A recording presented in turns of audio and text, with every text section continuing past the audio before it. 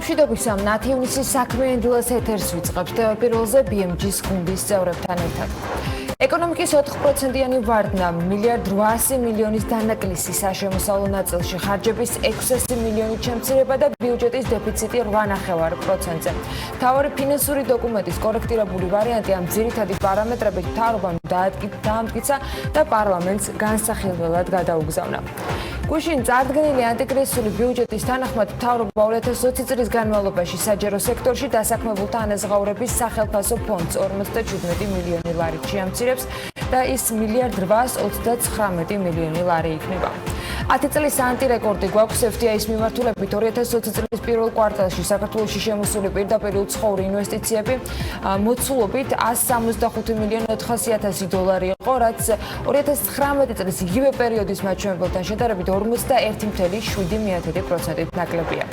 მსოფლიო ბანკი წელს საქართველოს ეკონომიკის 4.8%-იან ვარდნას ელოდება. მთლიანობაში სამხრეთ კავკასიის რეგიონში პანდემიის და პროდუქციაზე შემცირებული ფასების გამო ეკონომიკა 3.1%-ით უნდა შემცირდეს. მათი პროგნოზითვე 2021 წელს ზრდა სავარაუდოდ 3%-იანი იქნება და ბანკის ახალი ანგარიშის თანახმად მიმდინარე წელს მსოფლიო ეკონომიკის შემცირება 5.2%-ით არის ნავარაუდელი. ბიზნეს და ინოვაციებს არც ერთ ვითარებაში მივიწყებთ და TBC-ის აპლიკაციების კონკურსის გამარჯვებულის გამოვლენა და სულ რამდენიმე დღით ადრე ფინალისტებს დღეს ლევან თაღიაშვილი გვაცნობს, გიორგი ხელაძე, სარკეს დამფუძნებელი, ლუკა ძაგანია, გამო დეველოპმენტის დამფუძნებელი და გიორგი წურწომია, ფაიზის დამფუძნებლები შემოგვიერთდებიან სტუდიაში. თეკეტ ჯგუფის შვილობილი კომპანია თეკეტ Rent & Car საქართველოში ევროკარის ექსკლუზიური წარმომადგენელი გახდა. თეკეტ Rent & Car ქართულ ბაზარზე 2018 წლიდან ოპერირებს და ძირითადი მოთხოვნა მასზე უცხოელი ტურისტებისგან იყო, თუმცა ავტომობილის ქირაობის პრაქტიკას აქტიურად მიმართავდნენ ადგილობრივი საცალო და კორპორატიული მომხმარებლებიც. როგორია ვითარება დღეს და რა პერსპექტივა ჩანს კომპანიაში? ალექსანდრე საყვარელიძე, ევროპკარის დირექტორი შემოგვიერთდება საქმიანი დილას ეთერში. როგორ შეიძლება პირდაპირ გაყიდვებზე მორგებულმა ბიზნესმა პანდემიაში გადაწყობა მოახერხოს და როგორია მისი განვითარების პერსპექტივა კორონავირუსთან თანაცხოვრების რეჟიმში დაწესებული შეზღუდვების პირობებში. ანა ცხადაძე, ილონ საქართველოს დირექტორი მოგვიყვება უფრო მეც მიმდინარე გამოწვევებზე კომპანიისა, რომელიც ამაყობს, რომ 128 წლიანი ისტორიით პირდაპირ გაყიდვების სფეროში ნომერ პირველი კომპანიაა. მსოფლიოს სიახლეებით დღეს ბუკა პეტრიაშვილი შემოგვიერთდება და გადაცემის ბოლო ბლოკში ნინო ზამბახიძე იაპონიის საქართველოში უეჰარა ტადაჰარუს მასპინძელი იქნება.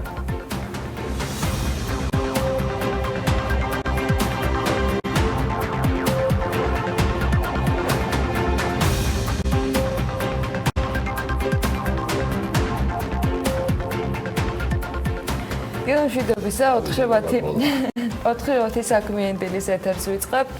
ბიზნეს მედია საქართველოს გუნდის წევრებთან, რა თქმა უნდა, ძალიან საინტერესო რესპონდენტებთან საუბარს და ბევრ სიახლეს გიმზადოთ მომდევნო 3 საათნახევრის განმავლობაში. დილა მშვიდობისა ყველას, მე გიორგი ისაკაძე ვარ, ანა ლაპიაშვილთან ერთად მაქვს პატივი წარმოგიდგინოთ 10 ივნისის საქმიანი დილა. დავიქოქეთ, გმადლობთ რომ ხართ ყველანი ჩვენთან ერთად, წერთ ამდენს, გვეუბნებით, გვაკვალიანებთ, გვიზიარებთ თქვენს მოსაზრებებს. ვეცდებით ყველაფერი იმგვარად გავითვალისწინოთ, რომ უფრო საქმიანები ვიყოთ და რაც თავარია, ყოველდღიურად იმაზე მეტად დაგქოქოთ თქვენს საქართველოს ეკონომიკასთან ერთად ამ ხნის განმავლობაში, რაც მეტ ბარაქას და დოვლას მოუტანს თქვენს ოჯახებს და ჩვენს ქვეყანას. ამასობაში კი ერთ-ერთი მიმართულება, რომელიც მოდაში შემოვიდა ეს სიტყვა მოწყვლადი, მაგრამ ყველაზე მეტად დაზარალდა ტურისტული ინდუსტრია მთელ სოფლიოში. სხვათა სოფლიო მედიამ მას დაადასტურა ეს, რომ ტურისტული ინდუსტრია ნელ-ნელა იბრუნებს პოზიციებს და ზრდასო თქვენს პირს შაქარი და მურაბა. მაგას რა სჯობს და ინფორმაცია ვრცელდება სწორედ ისეთი მოკლევადიანი საცხოვრისების სერვისების მოთხოვნაზე, როგორც მაგალითად Airbnb ან VRBO, მათზე მოთხოვნა პანდემიამდე უვითარებას დაუბრუნდაო, აცხადებენ ანალიტიკოსები. ყველა დიდი ზრდა, ალბათ ნახტომიც ალბათ ამ კუთხით, ახლა გინესის რეკორდების წიგნში შეიძლება შესაყვანი გახდეს დაჯავშნების კუთხით. რაც აჩვენა, მაინც ახალი ზელანდიაა ამ კუთხით დაჯავშნების მიმართულებით გულისხმობ 465%-ზე მიუთითებენ და Business Insider-ი თulis, რომ დამსახურებულადაცო, რადგან ახალი ზელანდია იყო პირველი, რომელმაც გაამკაცრა შეზღუდვები და დაიჭირა საკმაოდ ეფექტურადაც ვირუსის გავრცელება. გერმანიაში, ანუ VRBO-ს და Airbnb-ის მიმართულებით ჯავშნების ზრდა არის 367%, შეერთებულ შტატებში ეს ძირითადად მაინც საზღვრისპირა ქალაქების ხარჯზე არის 202%, საფრანგეთში 200 და თითქმის იგივე, ანუ 200-მდე 195% არის ზრდა ავსტრალიაში. როგორც გითხარით, შეერთებულ შტატებს ადგილობრივი პრობლემების მიღმა, რომელიც ჯორჯ ფლოიდის მკვლელობის გამო მიმდინარე პროტესტებს უკავშირდება, რომელიც პერიოდულად გადადის მორდიორობაში, მაინც შტატებში ლიდერობს ქალაქები, რომლებიც სანაპირო ზოლის ეგრეთ წოდებულ ქალაქებს და კლასტერებს წარმოადგენს, რომელიც ახლოს არის შტატებისგან, რომელთა გუბერნატორებმა ცოტა აუშვეს ამ შემთხვევაში და შეარბილეს გულისხმობ ღონისძიებებს საკარანტინო და ამას შესაბამისად მისცა თავისი შედეგი. თუმცა, რაც შეეხება პანდემიას და სხვადასხვა თემებს, ძალიან საინტერესო ამბავი გამოაქვეყნა FAO-მ, ეს არის გაეროს სურსათისა და სოფლის მეურნეობის ორგანიზაციის სურსათის უნებლობის ექსპერტების და COVID-19 შესახებ მორიგი ინფორმაცია, რომელიც ძალიან მინდა გაგიზიაროთ. BMG-მ ეს ყველაფერი უცვლელად უკვე გამოსცა, ასე ვთქვათ, თქვენთვის დაატირაჟირა, გამოაქვეყნა. და იმედია ამაზე მაინც მოგცემთ დასტურს მიმართებისთვის, რომ რამდენიმე მითი მართლა ამ ვირუსის შესახებ კიდევ ერთხელ დაიმსხვრეს, მაგრამ დარჩება მაინც უმთავრესი, რაც გულისხმობს ჰიგიენის წესების განუხრელ დაცვას და ფიზიკურ დისტანცირებას. მაშასე, რას გვეუბნება FAO პროდუქტებთან დაკავშირებით? პირველი, ამჟამად არ არსებობს მტკიცებულება, რომ COVID-19 საკვების გზით გავრცელების შესახებ გადასვლასთან მიმართებაში. ვირუსი დადასტურებულად ამ მდგომარეობით ჰაერწვეთოვანი გზით ვრცელდება და შესაძლოა დაინფიცირებული ადამიანისგან გამოყოფილი ბიოლოგიური მასა იქნება ეს დაცემინების დროს წარმოქმნილი წვეთები თუ სხვა, ნივთებსა და ზედაპირზე დარჩეს, თუმცა ჯერჯერობით არ დადასტურებულა არის თუ არა ეს საკმარისი ინფექციის იმ რაოდენობისთვის, რომელიც შემდგომ სხვა ადამიანს დაასნეულებს. მეორე, კორონავირუსი არ მრავლდება საკვებზე. და მიუხედავად იმისა, რომ ბაქტერიების ხელსაყრელ პირობებში საკვებზე გამრავლება და ზრდა შეუძლია, ვირუსს, როგორც ამ შემთხვევაში მისი დაავადება არის SARS-CoV-2 იგულისხმება COVID-19, სჭირდება ცოცხალი ორგანიზმი სიცოცხლისა და გამრავლებისთვის. ამიტომ მესამე პოზიციაზე, რაც FAO-ს კვლევამ დადო, არის ის, რომ უმი, ხილისა და ბოსტნეულის მირთმევა არის უსაფრთხო. და ამჟამად არ არსებობს ვირუსის საკვებით გავრცელების არანაირი მტკიცებულება, მაგრამ FAO მაინც მიუთითებს, რომ სანამ ხილისა და ბოსტნეულის დაჭრას, გათლას თუ მირთმევას დაიწყებთო, პროდუქტი მაინც გემრიელად გარეცხეთ სუფთა წყლით და თუ შეგიძლიათ ყოველგვარი საპნის ან ანტიბაქტერიული საშუალებების გარეშეო. ამაზე ნუ შეწუხდებით, ეს პირდაპირ ესეთი მითითება. შესაბერის ტემპერატურაზე საკვების მომზადება ავადმყოფობის პრევენციის კარხერხად თulis FAO, საკვების მომზადება ან გაცხელება პათოგენის განადგურების ტემპერატურამდე საუბარია 70 გრადუსი 2 წუთის განმავლობაში ამცირებს საკვებით გადამდები ნებისმიერი დაავადების რისკს ვირუსების ჩათვლით. მიუხედავად იმისა, რომ ჯერჯერობით არ არის შესწავლილი თუ როგორ რეაგირებს კორონავირუსი საკვების გაცხელებაზე, ერთი რაც დაზუსტებულია, რომ სხვა კორონავირუსები ამ ტემპერატურაზე ცალსახად ნადგურდებიან. აი ეს კორონავირუსი რით ვერ დატესტეს 3 გრადუსებზე მაინც ვერ გავიგე. საკვების შეფუთვის შეხებისას ვირუსის გავრცელება ნაკლებად სავარაუდოა და მეხუთე პოზიციაზე FAO ამბობს, რომ ექსპერიმენტი დამტკიცებულია, რომ კორონავირუსი ცოცხლობს სხვადასხვა ზედაპირზე, მათ შორის საკვები პროდუქტების შესაფუთ გამოყენებად პლასტმასზე თუ მუყაოზე, თუმცა ნაკლებ სავარაუდოა, რომ ვირუსთან ამგზით კონტაქტი საკმარისი იყოს ადამიანის დაინფიცირებისთვის და მიუხედავად ამისა, აქვე მიაყოლებენ, რომ ყოველთვის დაიბანეთ ხელი საკვების ამოლაგების შემდგომ და გაესუფთავეთ და დეზინფექცია ჩაუტარეთ ზედაპირს, სადაც აღნიშნული პროდუქტები იყო განთავსებული და ნუ შეეხებით ამ პერიოდში განსაკუთრებით ვიდრე არ დაიმუშავებთ კარგად ყველაფერს, ცხვირს, ამ პირს, საკვებთან ან საკვებთან, ასე ვთქვათ, შეფუთვის შეხების შემდგომ.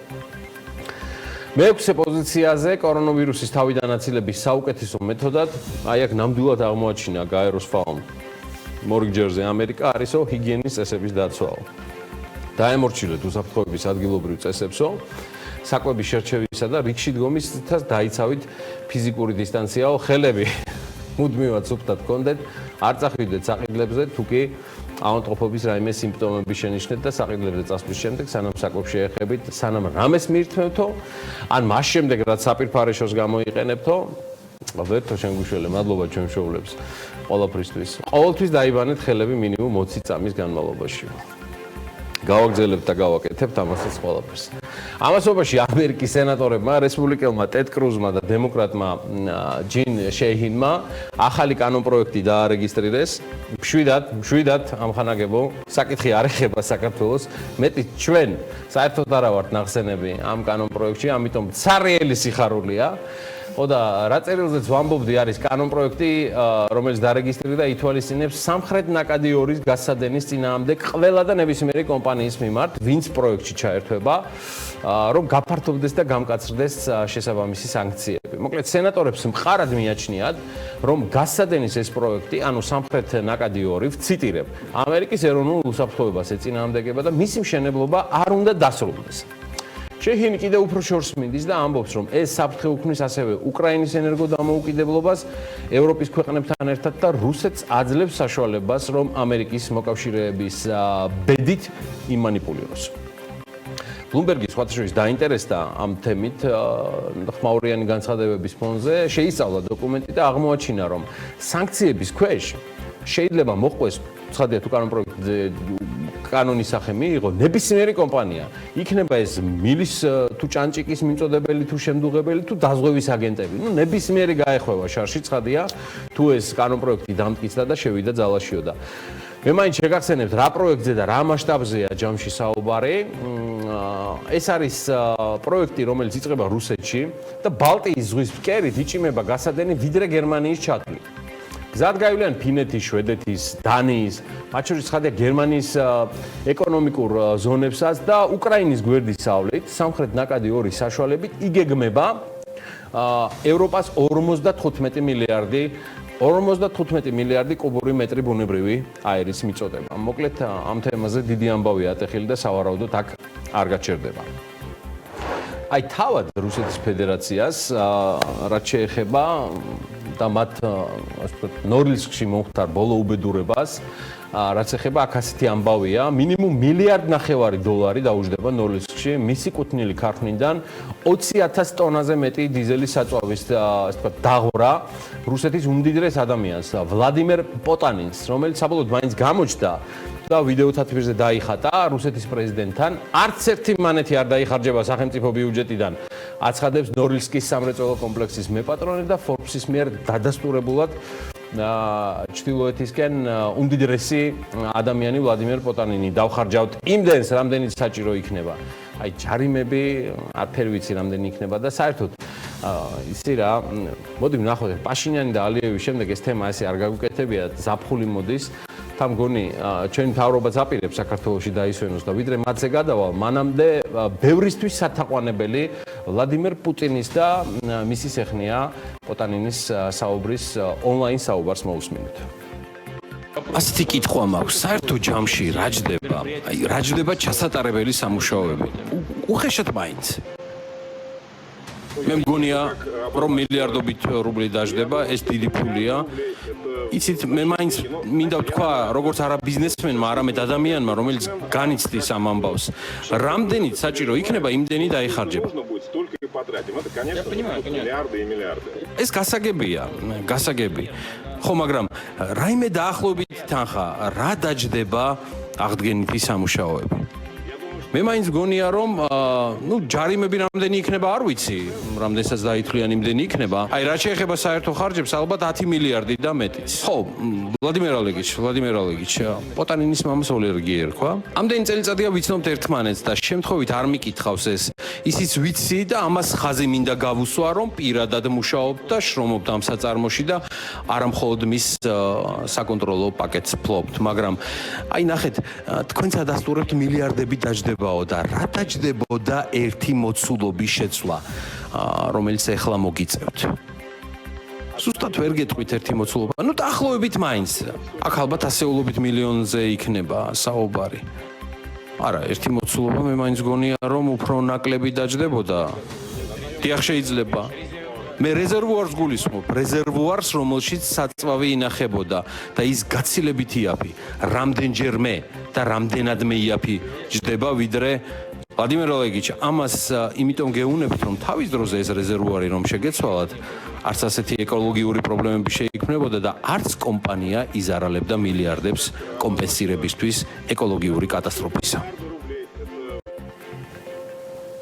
გიორგი გახარია კი მოუწოდებს კოლეგებს საქართველოს ხელისუფლებიდან რომ დაისვენონ და გაერთონ ზაფხულის პერიოდში საქართველოში ეს პრემიერ-მინისტრმა საქართველოს 2020 წლის ბიუჯეტის პროექტის ცვლილებების წარდგენისას ბრძანა დიახ ბიუჯეტში ცვლილებებისას რომელიც ანტიკრიზისული საბჭოს შექმნიდან რამდენიმე თვის თავზე როგორც იქნა წარდგენილი ანუ მთავრობამ იმშობიარა როგორც იქნა ეს ბიუჯეტი ამბობენ რომ დედას და ბავშვიც თავს კარგად გრძნობენ ეხლა მოусმინოთ რა რეკომენდაციებს გასცემს ბავშვის და ოჯახის გულშემატკივრების და ნათესავების მიმართულებით გიორგი გახარია ჩვენი უპირველესი ვალდებულება არის მეტი სიფრთხილე უნდა გავუფრთხილდეთ ერთმანეთს და რა თქმა უნდა ჩვენ ყველამ ერთად ეხლა ისეთი სეზონია უნდა გავუფრთხილდეთ ჩვენს ქართულ ტურიზმს და თითოეულ თქვენგანს მოუწოდებ ვიმოგზაუროთ საქართველოში და დავისვენოთ საქართველოში ეს იქნება ყველაზე დიდი მხარდაჭერა დღეს ამ წელს ჩვენი ეკონომიკისთვის და ჩვენი ტურისტული სექტორისთვის ერთი იმის ჩიტი გამხადა ამ გაგანია პანდემიის დროს სადაპირებდნენ წასვლას ჩვენი უმაღლესი საკანონმდებლო თუ სამთავრობო წრეების წარმომადგენლები ალბათ რაღაც პერსპექტივები იხსნება თორემ პრემიერ-მინისტრი რომელიც ფინანსთა სამინისტროს გუნდთან ერთად ასე ბეჯითად ეჯდა 2020 წლის ბიუჯეტის ცვლილებებს ეს დრამის არ იტყოდა ევროპა ცალსახად ცარისკოა აზერბაიჯანი და სომხეთი დარწმუნებული ვარ უტყდებათ წასასვლელად თან ეპიდემკერაა ყველაფერს თავით დავანებოთ რუსეთში მაღალია ინფიცირება და თან შეიძლება წავიდნენ მაგრამ კაცმა არ იცის არც ქალმა უკან როგორ ჩამოვლენ ხო თურქეთი ალბათ თურქეთი არის ყველაზე მაღალი რისკის ზონა რის გამოც გიორგი გახარიას დასჭირდა ამ მოწოდების გახმოვანება არ ვიცი შეიძლება ისრაელიც არის შეიძლება, მაგრამ ახმულ მიწაზე გაგანია ზაფხულში წასვლას, რა ვიცი. იდეაში კი გვაქვს ებრაელთა ხვედრი და ბედი, ესე უკიდეგანოდ დავეხეტებით, მათი ხეტიალისა არ იყოს. უდაბნოში ქართველები ბოლო 30 წელიწადია და რახან გვიწია ებრაელთა წყევამ მაგათ დავენაცვლე, ვატყობ ერთი 10 წელიც კიდე მოგვიწევს და ვიდრე დავადგებით ჭეშმარიტების გზას ასე ხეტიალ ბოდიალში თუ ბორიალში ციყვებივით ერთ წრეზე, ისე ცოტა სერიოზულობით მაინტერესებს მაინც საქართველოში დაისვენოთ რომ მოუწოდებთ თქვენს და ქართული ოცნების გუნდს. ანუ თვლით რომ დაიღალნენ და უნდა დაისვენონ? შემოდგომა მძიმე წინ თუ რა მიზნით კეთდება ეს ამბავი და განცხადება. კიდევ ბოლომდე რომ დავსერიოზულდეთ, ცხადია, არიან ადამიანები საქართველოს ხელისუფლებაში, ვინც არათუ დასვენებას, არამედ სპეციალურ ჯილდოებს, ბონუსებსაც იმსახურებენ იმ გაწეული სამუშაოებისთვის, ვინც და მე ვგულისხმობ ადამიანების ნაწილს, რომლებიც მუშაობენ სახელმწიფო კანცელარიაში, გახარიას ადმინისტრაციაში, ფინანსთა სამინისტროში და ეროვნულ ბანკში, რადგან აიფაებთან მუშაობა იყო ცალსახად მაღალ დონეზე გაწეული. გიორგი გახარიას ადმინისტრაციაში ადამიანები სახელმწიფო კანცელარიიდან იმიტომ გამოვყავი, რომ სახელმწიფო კანცელარიაში კიდევ რამდენიმე ასეული ადამიანი მუშაობს, მათ შორის ღირსეულებიც და მათ შორის უღირსოებიც. ანუ just მოლაპარაკე თავები, რომელთა ფუნქცია არასდროს არ ყოფილა იმაზე მეტი, მაგალითად ვიდრე ფულის კეთება ტოლვილთა სახლების შენებლობაზე. ან სრულიად ჩავარდნილი და უმართავი ლოჯისტიკური სურსათის ჯაჭვები რეგიონებში, რამაც დრამატულად გაზარდა ფასები. ამიტომაც ყოველთვის მოლაპარაკე თავებად დარჩებიან. მხოლოდ მოლაპარაკე თავებად, რადგან ეს არც ერთ შემთხვევაში არ ნიშნავს, რომ ამ თავში რაიმე გონიერი ან რაციონალურია. ამიტომაც მხოლოდ მოლაპარაკეა ეს თავი და გამჟღერებელი. სხვა არაფერი. ისევე როგორც არაფერი პირადი. ყველაფერი წინ არის ამ და სხვა პერსონაჟებზე და ცხადია დღეს არა. დროის და მომენტის შერჩევა არასდროს შეგვშლია და არც ახლა შეგვეშლება ჩემო იმედიანებო. თან დღეს დიდი დღეა, დიდი ბიუჯეტი შემოვიდა და სულ რაღაცა ეგეთ მცირედი პაუზის შემდეგ შემოვთავაზებთ უკვე გუშინდელი პრეზენტაციის დეტალებს. მცირედ რეკლამაზე გავალთ და გიბრუნდებით თან ალაპიაშვილთან ერთად.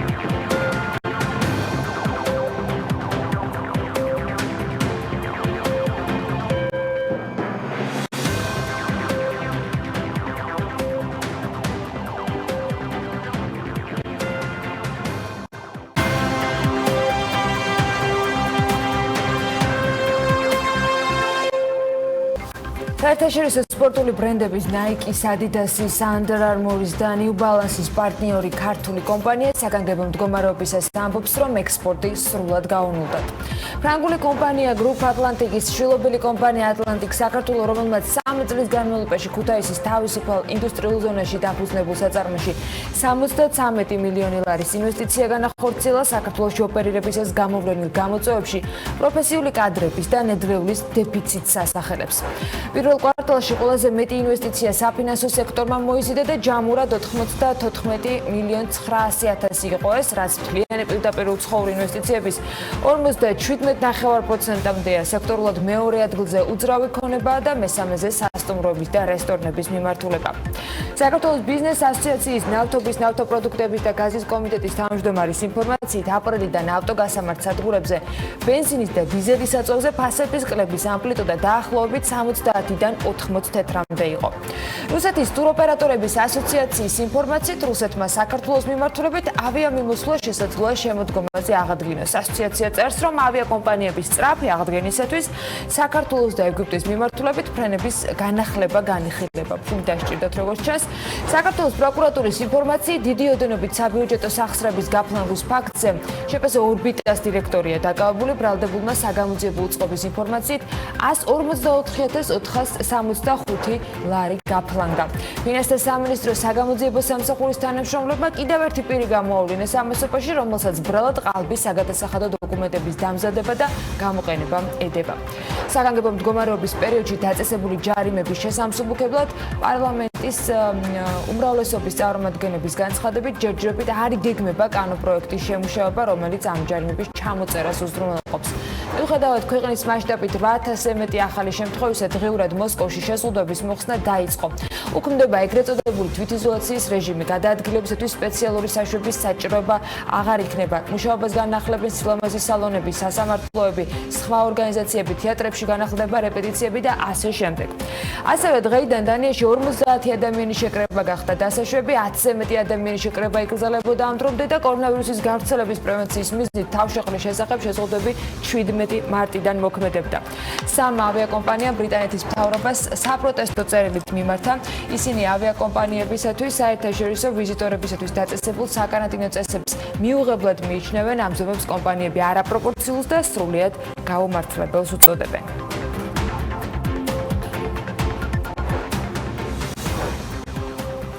გუშინ ძალიან მაგარი მასალა სახალისოს გავრცელა ნინგაზეთმა ნიდერლანდურ მედიაზე დაყრდნობით ჰოლანდიური ტაბლოიდის გადამოწმება ნამდვილად არ გვიცდია, რადგან გჯერა კოლეგების და ნედგაზეთის, რომელსაც წარმატებას უსურვებ და აგერ უთენია ზეზეურად იმდენ შემოსავლებს, რაც აი ამ წარმოშობით ერთ ქართველ კაცს უპოვეს. ამბავი ნიდერლანდური მედიის ცნობით გასულ თვეში ეინდჰოვენში ხდება, სადაც დააკავეს მამაკაცი, რომელსაც 12,500,000 ევრო ნაღდი ფული უპოვეს. ქართული წარმოშობისაა, ოიძახის ადგილობრივი მედია. ამჟამად მას ფულის გათეთრებას ედავებიან. პარალელებს გვარებთან ფულის გათეთრებაზე, ქართულ წარმომავლობაზე არავისთან გავავლებ. მოკლედ, თავად ბრალდებული თანხის წარმოშობაზე არაფერს არ ამბობს. ნიშნავს ალბათ, რომ დუმილის უფლებას იყენებს, ხოლო მისი ადვოკატი ამბობს, რომ ადგილი, სადაც თანხა იპოვეს, საერთოდ არ არის ჩემი კლიენტის მფლობელობაშიო და მეტიცო, ისო უსახკაროა და უპოვარიო. სპეცოპერაცია, რომლის შედეგადაც 12,5 მილიონი ევრო აღმოაჩინეს, 1 მაისს ჩატარდა და პოლიციამ ეინდჰოვენის ერთ-ერთი სახლის დამალულ სივრცეში, როგორც გითხარით, 12,5 მილიონი ევრო იპოვა. და მათი განცხადებით ეს იყო ერთ ადგილას ნაპოვნი ყველაზე დიდი თანხა. და სამართალდამცავებმა ამოიღეს სხვადასხვა ნომინალის ბანკნოტები, ყველაზე დიდი თანხა ერთ ადგილას დახურულ სივრცეში და ისიც ქართული წარმომავლობით. აი, только мы грузины можем всё. მოკლედ ნომინალის ბანკნოტები იყო ცხადია 20-დან 500 ევრომდე, მთლიანობაში მთელი ეს თანხა 255 კილოგრამს იწონიდაო, ახუწონიათ კიდეც. იქვე იყო 2 წესასროლი იარაღი, ტყვია წამლით და ფულის მთლიანი მანქანა. იდეაში სრულად ყოფილა ეკიპირებული ეს საწყალი, ფულის ათვლის მანქანაც იქვეა და დამბაჩებიც. ხო, მოკლედ, რას არ გაიგებ ადამიანი, გუშინ იმდენი მარგალიტი მოვისმინეთ ბიუჯეტის წარდგენისას, რომ რა ვიცი, -4%-იანი ეკონომიკური ზრდის პირობებში, აი ფულის ათველი მანქანები ჯამში უფრო სჭარბობს ეროვნული ბანკის საცავებში. აი მათ კოლეგებს საქართველოს ასე ვთქვათ მთავრობიდან.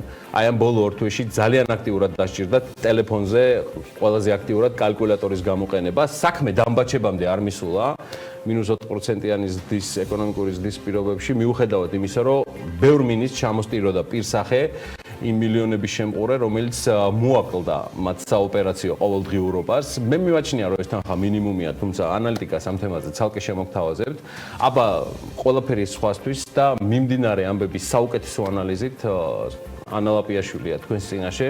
მინდა გითხრათ, რომ 10 წუთში მოგიყვებათ იმას, რაც სულ რამდენიმე 2 თვე ნახევარზე მეტი მოანდომეს საქართველოს მთავრობაში და ვესწრებით, რომ ამისი ესე კომპაქტური ვერსია შემოგთავაზოთ. თანა. სანამ თავის გუშინდელ წარდგენილ ბიუჯეტის ნაწილზე გადავა, ამ დრომდე ჩემთვის ამოცანად რჩება ეს ადამიანი. თუ ქართული წარმომავლობის ადამიანი, რომელსაც 12 მილიონი ევრო გავიდა, 200 რაღაცა კილოგრამ ფულს აგროვებდა, რატომ ვინახავდა კეშად სახლში, რანაირად აგროვდა და ვერაფერი არ მოხსენი. მე მაქვს მაგის პასუხი. თუ გახსოვს პანდემიის დასაწყისში ეროვნული ბანკის ქმედებები ფულს რო აპატიმრება და კარანტინში მოათავსა. იქ საკარანტინე ზონა არის, ეს გოფსეკური მიდგომები, რომელიც სავარაუდოდ ქართული წარმომავლობის ამ პერსონაჟს და იმასკენ რაღაც მოათავსა, დახუფა, ეტყობა და აწონა კიდევაც, მერე პოლიციელებთან ერთად აწონა, აი დამბაჩებს რას უზავს, არ ვიცი. ტყვია წამალიო კაცო. იცავდა ნუ. ტყვია წამალიო, იცავდა თან. ხო, იცავდა, მართალია. კარანტინში იყო და თან იცავდა. მართლა ძალიან საინტერესო შემთხვევა არის. და იმედი მაქვს, რომ ნიდერლანდებში ნიდერლანდებში რუბლი არ მემეტება ცოტა. ნიდერლანდებში ჟურნალისტები დაინტერესდებიან და მომავალში დაწერენ საიდან მოვიდა ამდენი ფული ქეშად როგორ შეაგროვა ერთმა ადამიანმა ასე ტომრებში და ყუთებში. მოგეთ, მაგრამ ბიუჯეტს დაუბრუნდეთ, პირობა შესრულება უნდა, კორექტირებული ბიუჯეტის პრეზენტაციიდან ამბები დავანოსეთ და მოდი გავაცნოთ მაყურებელს. ზეითადი პარამეტრები, რაც განახლებულ მთავარ ფინანსურ დოკუმენტში აისახა, სიურპრიზი ნამდვილად არ ყოფილა. მთავრობის კაბინეტის წევრებს ცალ-ცალკეც და ერთადაც რამდენჯერმე ჰქონდათ უკვე ნათქვამი პროგნოზის მიხედვით, რომ ეკონომიკის 4%-იანი ვარდნა იქნებოდა $1.8 მილიონი დანაკლისით. უნდა ველოდოთ საშემოსავლო ნაწილში სწორედ ამდენს კლებას, ხარჯების 600 მილიონი შემცირებაც დაანონსებული იყო და ბიუჯეტის დეფიციტი რომ 8.5% იქნებოდა, ესეც ფინანსთა მინისტრს ნათქვამი ჰქონდა და პრემიერ-მინისტრსაც. გიორგი გახარიან გუშინ კიდევ ერთხელ ხაზგასმით აღნიშნა, რომ ეს მონაცემები მხოლოდ პროგნოზებია იმ რისკების გათვალისწინებით, რაც გავრცელებულმა ვირუსმა ჯანდაცვას და ეკონომიკას შეიძლება მოუტანოს. ხარჯების მაქსიმალური სიფრთხილით განაწილება კი სწორედ ამ კრიტერიუმებიდან გამომდინარე და ამ გაურკვევლობიდან გამომდინარე სწორედ ამ ბიუჯეტშიც ასე მოხდა. ეკონომიკური თვალსაზრისით ამ კრიზისის ყველაზე დიდი პრობლემა გახლავთ არაპროგნოზირებადობა. ეს არის დიდი გამოწვევა გლობალური ეკონომიკისთვის და რა თქმა უნდა ჩვენი პატარა ეკონომიკისთვის, უკიდურესად ღია ეკონომიკისთვის ხაზგასმით მინდა აღვნიშნო, ეს არის კიდევ უფრო მძიმე და მწვავე გამოწვევა. ამიტომ ჩვენ ერთმნიშვნელოვნად გვაქვს უდიდესი პასუხისმგებლობა ის მწირი რესურსი, რომელიც ქვეყანას გააჩნია, მაქსიმალურად სამართლიანად და ეფექტურად იყოს გადანაწილებული ყველაზე უფრო დაზარალებულ ეკონომიკის სექტორებში. სწორედ აქედან გამომდინარე ჩვენ წარვადგინეთ ანტიკრიზისული გეგმა პირველ რიგში, რომელიც ეხებოდა ტურისტულ სექტორს, შემდგომ სოფლის მეურნეობას, შემდგომ დეველოპმენტს, განათლებას და ამ გზით გავაგრძელებთ. თუმცა ყველას ასევე კარგად უნდა გვესმოდეს, ყველაფერი ჩვენ რაზეც დღეს ვისაუბრებთ, ეს არის ანტიკრიზისული ბიუჯეტი. ამას არაფერი საერთო დაკავშირი არ აქვს პოსტკრიზისულ ეკონომიკის აღდგენასთან. ანტიკრიზისული ბიუჯეტის მიხედვით მთავრობა ქამრების შემოჭერაზე აცხადებს და დიახ, ეს ლოგიკური არის. 2020 წლის განმავლობაში საჯარო სექტორში დასაქმებულთა ანაზღაურების სახელმწიფო ფონდის 57 მილიონი ლარით შემცირება მოხდება და ჯამურად იქნება $1.829 მილიონი ლარი. ამას გარდა ხარჯების შემცირება დაგეგმილია საქონლის და მომსახურების ბიუჯეტშიც, რომლიდანაც მთავრობა სხვადასხვა სახის მიმდინარე ხარჯებს აფინანსებს. მათ შორის ბიუჯეტის ამ მუხლიდან გაიცემა შტატგარეშე მოხელეთა ხელფასებით. ჯამურად საქონელი და მომსახურების მუხლი 107 მილიონი ლარით მცირდება, თუმცა ეს შემცირება ეხება ძირითადად მიმდინარე ხარჯებს. COVID-19 კრიზისიდან გამომდინარე ამ მუხლიდან 195 მილიონი ლარის დახარჯვაა დაგეგმილი. შედეგად ბიუჯეტის ეს ნაწილი იზრდება და მისი ზომა იქნება $1.860 მილიონი ლარით განსაზღვრული. სუბსიდიების მუხლში არა COVID-19 ხარჯებში კი 77 მილიონი ლარით კლება ფიქსირდება, სხვა მემართულების ხარჯები კი 559 მილიონი ლარით იზრდება. ჯამურად სუბსიდირების ზომა არის $1.9 განსაზღვრული. ახლა მივყვეთ ამ ლოგიკამ, როგორ მართა დოკუმენტი, რომელიც ამავე მთავრობის მხრიდან არის დამტკიცებული და ახლა პარლამენტის მხარდაჭერას ელოდება. პრეზენტაცია ინგოროყვა შვიდში ივანე ვაჭავარიანის მოადგილემ გუშინ პრემიერის შესავალი სიტყვის შემდეგ დაიწყო და ყველა ძირითადი პარამეტრის მიღმა გათვალისწინებული ცვლილებები დეტალურად წარმოადგინა. ფინანსთა მინისტრის მოადგილის თქმით, ბიუჯეტის ხარჯვითი ნაწილის შემცირებაზე მუშაობის შედეგად დაახლოებით და ჯამურად 600 მილიონამდე გამოთავისუფლებული ლარი კონკრეტული სამინისტროებისათვის ხარჯების მოკლებით შედგა. ანუ ეს 600 მილიონი ერთი რომელიმე უწყებისთვის არ მოუკვლიათ, ცოტა მოაკლეს ყველას, მაგრამ მეტნაკლებობით ისიც. ვინ რამდენი დაიკლო, აი ამას უკვე ახლავე გეტყვით. ყველაზე მეტად ინფრასტრუქტურის სამინისტროს შეუმცირეს ხარჯები, მიუხედავად იმისა, რომ ძირითადი ინფრასტრუქტურული პროექტები არ გაჩერდებაო, რამდენჯერმე გვითხრეს და ამ დოკუმენტის თანახმად ინფრასტრუქტურის სამინისტრო 251 მილიონი ლარით იმცირებს ხარჯებს. განათლების სამინისტროს შემთხვევაში ესეც პრიორიტეტული მიმართულება გახლავთ ქვეყნის მთავრობისათვის, მეორე არის, სადაც ყველაზე მეტად თანხები აკლდებათ და 127 მილიონი ლარი უნდა მოიკლოს უწყებამ. თავდაცვის სამინისტროს შემთხვევაში კლება 75 მილიონი ლარია, თბილისის ტრანსფერიდან 35 მილიონი ლარით ნაკლები იქნება დედაქალაქის მთავრობისათვის გამოყოფილი, ეკონომიკის სამინისტროს შემთხვევაში კლება 26 მილიონია, სოფლის მეურნეობის სამინისტროში 15 მილიონი, ფინანსთა სამინისტროს 12 მილიონი დააკლდება, შინაგან საქმეთა სამინისტროს 10 მილიონი და პარლამენტის ასიგნებების შემთხვევაში 4 მილიონ ლარიანი კლებაა განსაზღვრული. როგორც გუშინ კაკაურიძემ თქვა, დარჩენილ სამინისტროებსა და სააგენტოებს ბიუჯეტი შედარებით ნაკლებად შეუმცირდათ, ანუ ეს არ არის ყველა რიცხვი და თუ დააჯამებთ 600 მილიონამდე თუ ვერ ახვალთ, არ იფიქროთ, რომ არითმეტიკაში რაღაც პრობლემებია, უბრალოდ სხვა დანარჩენ შემთხვევაში შედარებით მცირე თანხებით კლება ფიქსირდება. 2020 წლის ანტიკრიზისული ბიუჯეტი, რომელიც 15 მილიარდ 923 მილიონ 800.000 ლარამდე იქნება, სულ დანაკლისებს კაპიკ-კაპიკ ითვლის და კორონავირუსით გამოწვეული კრიზისის გამო შემოსავლის სახით, როგორც გითხარით, უკვე მილიარდ 800 მილიონი ლარის კლებაა ნავარაუდები. ამავე დროს ბიუჯეტში საჭირო დამატებითი რესურსი დანაკლისის გარეშე შეადგენს 3 მილიარდ 400 მილიონ ლარს და მოიცავს მთავრობის ანტიკრიზისული გეგმით გათვალისწინებულ ყველა ღონისძიებას და ამ ღონისძიებისათვის საჭირო ფინანსურ რესურსს, რომელიც ეტაპობრივად გაგვეცნო მთავრობამ. და მოდი კიდევ ერთხელ გადავალოთ თვალი, რა ხდება ამ ნაწილში და რას მოიცავს ეს ბიუჯეტი.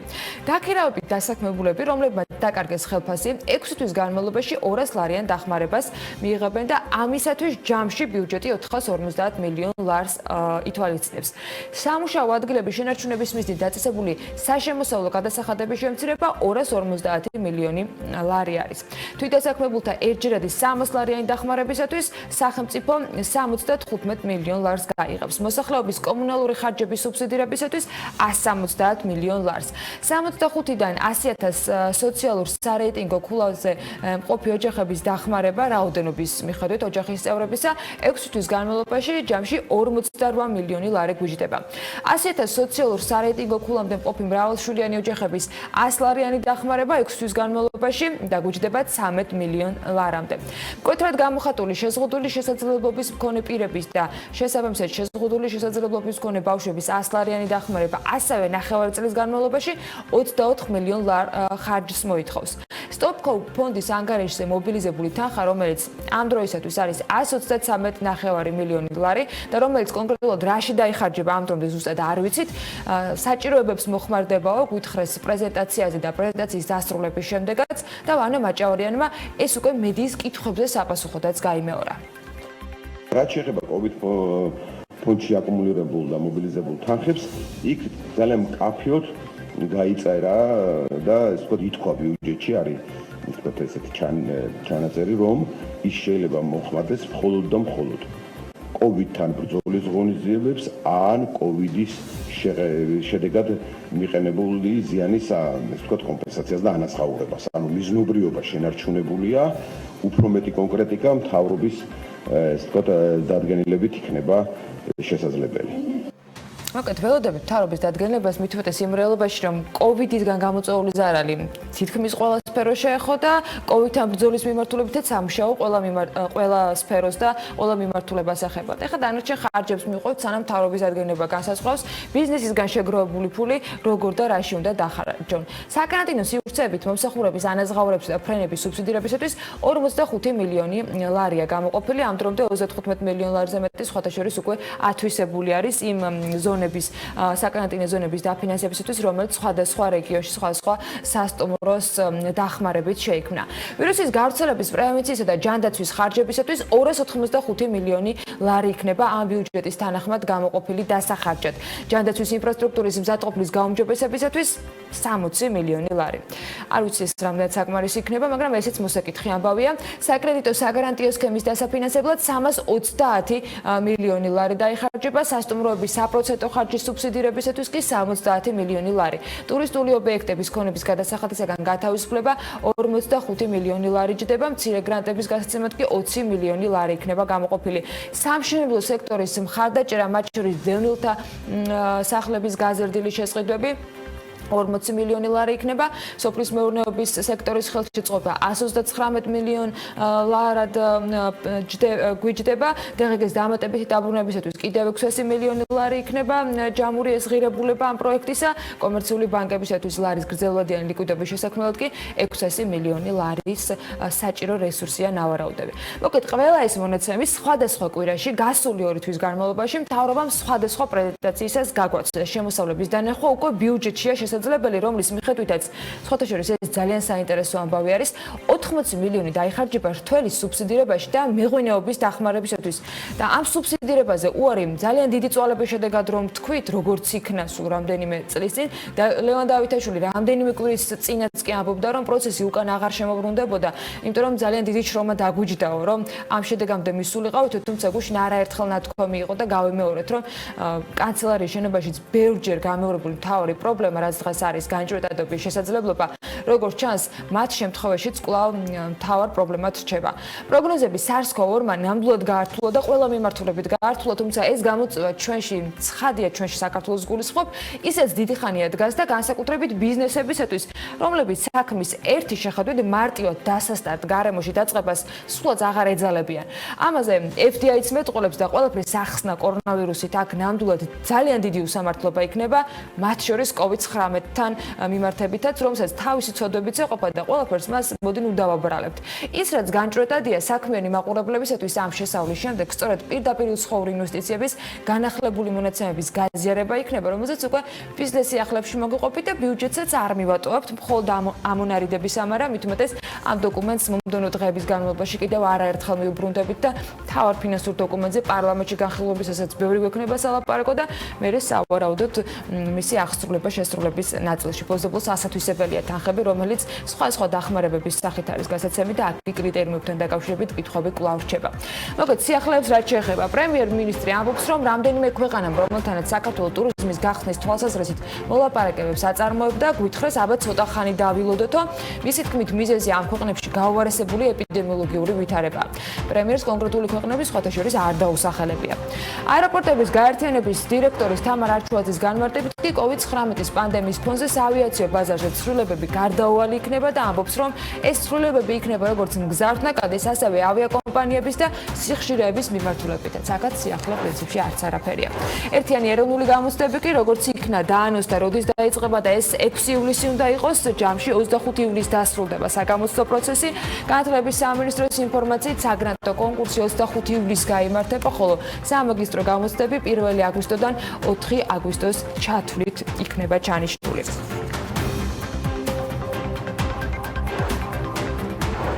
მაინც პირდაპირ უცხოური ინვესტიციებით მინდა რომ დავიწყოთ ეს ნაწილი, რომელთან დაკავშირებითაც გამოქვეყნებულმა მონაცემებმაც 10 წლის ანტირეკორდი მოხსნა. 2020 წლის პირველ კვარტალში შემოსული პირდაპირ უცხოური ინვესტიციების ნაკადის მოცულობა იყო 165 მილიონ 400.000 ლარი. კლება წინა წლის იგივე პერიოდს თუ შევადარებთ, არის 41.7%. უმსხვილესი ინვესტორი ქვეყნების სია და წინა წელთან შედარებით ინვესტიციების კლება მატება ესე გამოიყურება. გაერთიანებული სამეფოდან იყო წინა წელს ზრდა 73 მილიონი 19%-იანი ამ შემთხვევაში. შეერთებული შტატებიდან კლება 34%-იანი, პანამიდან 57%-იანი კლება დაფიქსირდა, დანიიდან ზრდა იყო წინა წელთან შედარებით 6%, ნიდერლანდებიდან 112%-ით კლება ფიქსირდება, თურქეთიდან 84%-იანი კლება და რუსეთის შემთხვევაში 71%-იანი ზრდა.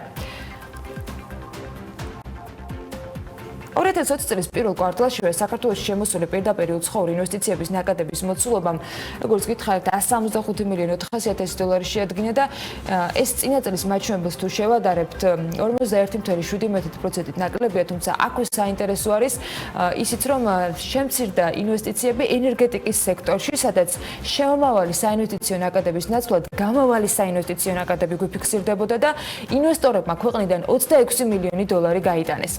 უძრავი ქონების სექტორში FDI 127%-ით არის შემცირებული, ტურიზმის შემთხვევაში 76%-ით და დაამუშავებელი მრეწველობის დარგში 76%-იანი კლება იყო. ზრდა დაფიქსირდა საფინანსო სექტორში და 94 მილიონ დოლარს შეადგენს. ეკონომიკის ცალკეული სექტორების მიხედვით ინვესტიციების შემცირება ასეთ სურათს გვაძლევს. საფინანსო სექტორის შემთხვევაში ზრდა არის 96%-იანი, უძრავი ქონების შემთხვევაში კლება 127 9%-იანი, მაგრამ მაინც მეორე ადგილზე არის საერთო ჯამში ინვესტიციებისა ეს მიმართულება. ტრანსპორტის და კავშირგაბმულობის შემთხვევაში წინა წელთან შედარებით ასევე კლება 51%-იანი, სასტუმროების და რესტორნების შემთხვევაში კლება არის 76%-იანი, სამთო-მოპოვებით მრეწველობაში 22%-იანი ზრდაგვი ფიქსირდება წინა წელს თუ შევადარებთ მონაცემებს, მშენებლობის შემთხვევაში კლება არის და უბრალოდ 0%-ია სხვაობა, დიდი არაფერი განსხვავება არ არის. დაამუშავებელი მრეწველობის შემთხვევაში 76%-იანი კლება გვიფიქსირდება, ჯანდაცვისა და სოციალურ დახმარების მიმართულებით კი ზრდა არის 354%-იანი. სოფლის მეურნეობისა და თევზჭერის ნაწილში 133%-იანი კლება ფიქსირდება. ენერგეტიკაში, როგორც გითხარით, კლება 154%-იანია. წინა წელთან შედარებით და ჯამში სულ რაღაც 26,450,000 დოლარის ინვესტიცია განხორციელდა. არც ისე სასიამოვნო მონაცემები თლად და მხოლოდ ამ ერთი კვარტალის შედეგების მახასიათებელი ნამდვილად არ არის. მაგალითად, შარშან FDI-ის ზრდა იყო 0.2%. მართალია, მინისტრთა კაბინეტის წევრებს ამ თემაზე კითხვები დიდად არ მოსწონთ ჟურნალისტებისგან, მაგრამ როცა რიცხვები არსებობს, არც COVID-მდე არსებული მონაცემები ქრება საერთოდ სამყაროდან და ოფიციალურ წყაროებიდან და არც COVID-ისგან დამოუკიდებლად შეიძლება რამის განხილვა დღევანდელ რეალობაში და იმის თქმა, რომ დიახ, ყველაფერი შეიძლება ვიღაცის ბრალი იყოს და კორონავირუსი არაფერ შუაშია. კორონავირუსაც აქვს ცხადია გავლენა პირველი კვარტლის მონაცემებზე.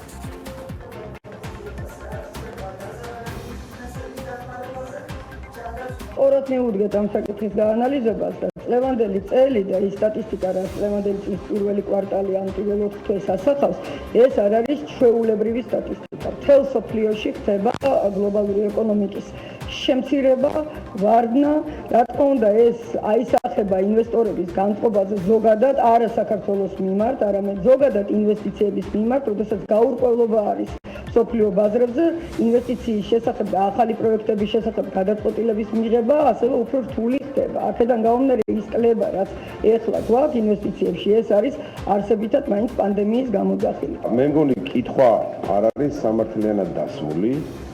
მარტივი მიზეზის გამო. ერთ-ერთი ეს პანდემია დაწყებული იყო უფრო ადრე მთელ სოფლიოში და ზოგადად სენტიმენტები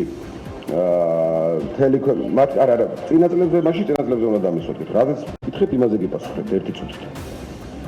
ზოგადად უკვე დაწყებული იყო. თქვენ თუ გონიათ, რომ მონოდენები არსებობდა საქართველოში და სხვაგან არ იცოდნენ რა ხდება, ძალიან ცდები. ზოგადად ის, რომ პირველი კვარტალი ინვესტიციების კუთხით, ზოგადად ეკონომიკური აქტივობის კუთხით იქნებოდა დაბალი, მე მგონი აქ არანაირი ეჭვს არ იწევს. საბჭო სამეზოლო პალატაში მიაჩნიათ, რომ საქართველოს უკეთესი შანსი აქვს მომავალში მიმზიდველ ქვეყანად იქცეს, რადგან ინვესტორები ეპიდემიურ მდგომარეობასაც დიდ ყურადღებას აქცევენ, სადაც საქართველოს კარგი პოზიციები უფიქსირდება. EY-ის მმართველ პარტნიორს მიაჩნია, რომ ინვესტიციების მოზიდვაზე ხელისუფლებამ არ უნდა იზრუნოს. მათი მთავარი ფუნქცია მიმზიდველი გარემო შექმნა და სახელმწიფო ინსტიტუტების სწორად გამართვა. რეგულაციების შემსუბუქება უნდა მოხდეს, ანუ არ შეიძლება იგივე რეგულაციებით მივდიოდეთ, რა რეგულაციებიც აქამდე გვქონდა შრომის კანონმდებლობასთან მიმართებაში და ახალი დამატებით რეგულაციებს უწესებენ კერძო კომპანიებს. ამ ეტაპზე საერთოდ წარმოუდგენლად მიმაჩნია, იმიტომ რომ ნებისმიერი რეგულაცია დამატებით ხარჯთან არის დაკავშირებული. ჩვენ უნდა გავაკეთოთ ისეთი ნაბიჯები, რომლებიც მოგცემს საშუალებას იმაზე უფრო მეტად გავიზარდოთ, ვიდრე დანარჩენი მსოფლიო, ანუ თუ ვთქვათ, მსოფლიო იზრდება 5%, ჩვენიც და უნდა იყოს 7-10%. არ არის საჭირო საინვესტიციო რაღაც გლობალური საკონსულტაციო კომპანიების მოზიდვა და რაღაც ახალი საინტერესო მიგნებების ძიება სახელმწიფოს მიერ.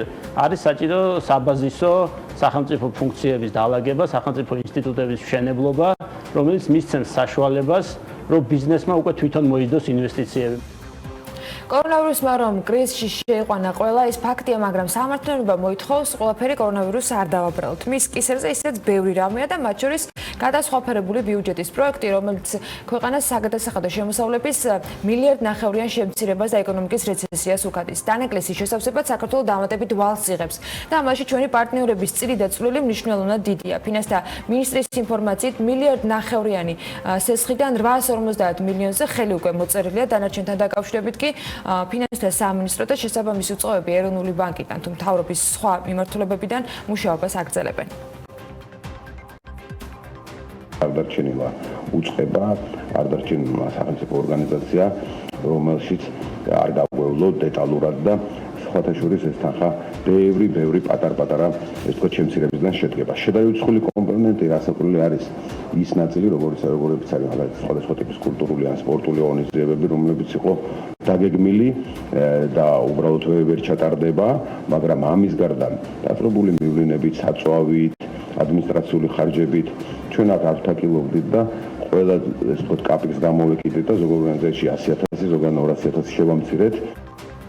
პარლამენტის საფინანსო საბიუჯეტო კომიტეტის თავმჯდომარე მიიჩნევს, რომ მთავრობის მხრიდან წარმოდგენილი ბიუჯეტის ვარიანტი ოპტიმალურია. ამავე დროს ირაკლი კაუზანაძის განცხადებით, ქვეყნის საგარეო ვალი მნიშვნელოვნად არის გაზრდილი. მან ფინანსთა სამინისტროს მიერ კორექტირებული ბიუჯეტის წარდგენის შემდეგ მედიასთან ისაუბრა ამასთან დაკავშირებით და აღნიშნავს, რომ მთლიან შიდა პროდუქტთან მიმართებაში ვალი არ უნდა აღემატებოდეს 60%, ეს კანონმდებლობით გვაქვს სხვათა შორის განსაზღვრული, ახლა კი მისი წილი 55%-ია. მოგვიწევს ბევრი მუშაობა ფინანსთა სამინისტროს, ეროვნულ ბანკს, პარლამენტს ზოგადად მთავრობას ყველას ერთად, რომ ეს პარამეტრები იქნეს დაცული, შენარჩუნებული, მაკროეკონომიკური სტაბილურობა შენარჩუნებული და ეს ბიუჯეტი არის ერთ-ერთი წინაპირობა ამის. თუ კი სადმე არის კიდე რესურსი, ჩვენ ამისთვის ბევრი დრო გვექნება პარლამენტში ერთ წუთის განმავლობაში ეს განხილვა იქნება თვითონ ერთად ჩვენ ნახავთ. ყველა კომიტეტი თავისი პროფილის მიხედვით ნახავთ ჩვენს განსაკუთრებით, მაგრამ მე რაც ნახე 600 მილიონი არის თქვა ოპტიმალური ვერსია. არ გამოვლისხავ კიდე იყოს თქვა, მაგრამ რაც ნახე ეს არის ის ოპტიმალური მოცემულობა, რაც ფინანსთა სამინისტრომ ეხლა ნახე. ანგარიში წარადგინა გუშინაჯარის მთავრობის თავმჯდომარემ, რომლის ინფორმაციითაც აჭარაში ინფრასტრუქტურული პროექტები პანდემიის დროს არ შეფერხებულა. თორნიკე რიჟვაძის განცხადების თანახმად არ შეჩერებულა არც ერთი ქალაქის მშენებლობა. აჭარის მთავრობის ხელმძღვანელი გამოთქვამს იმედს, რომ წლის ბოლომდე განათლების და მეცნიერების ქალაქის მშენებლობა დასრულდება. რაც შეეხება ოცნების ქალაქს, მისი თქმით პირველ ეტაპზე 580 ოჯახი დაკმაყოფილდება. ამის პარალელურად კი მიმდინარეობს მუშაობა კრიტერიუმებზე და პროცესის დასრულების შემდეგ ინფორმაცია მისი თქმით ყოველთვის გახდება ცნობილი. მესამე და არანაკლებ მნიშვნელოვანია კერძო საინვესტიციო პროექტი მწვანე ქალაქი ქობულეთში. ყველა სანებართო პროცედურა უკვე გავლილია და ამ ზაფხულში ძალიან მასშტაბურად დავიწყებთ სამუშაოებს. პროექტი იქნება უპრეცედენტო როგორც ინვესტიციების მოცულობით, ასევე დატვირთვით და ტურისტული მნიშვნელობით, ამბობს აჭარის მთავრობის თავმჯდომარე.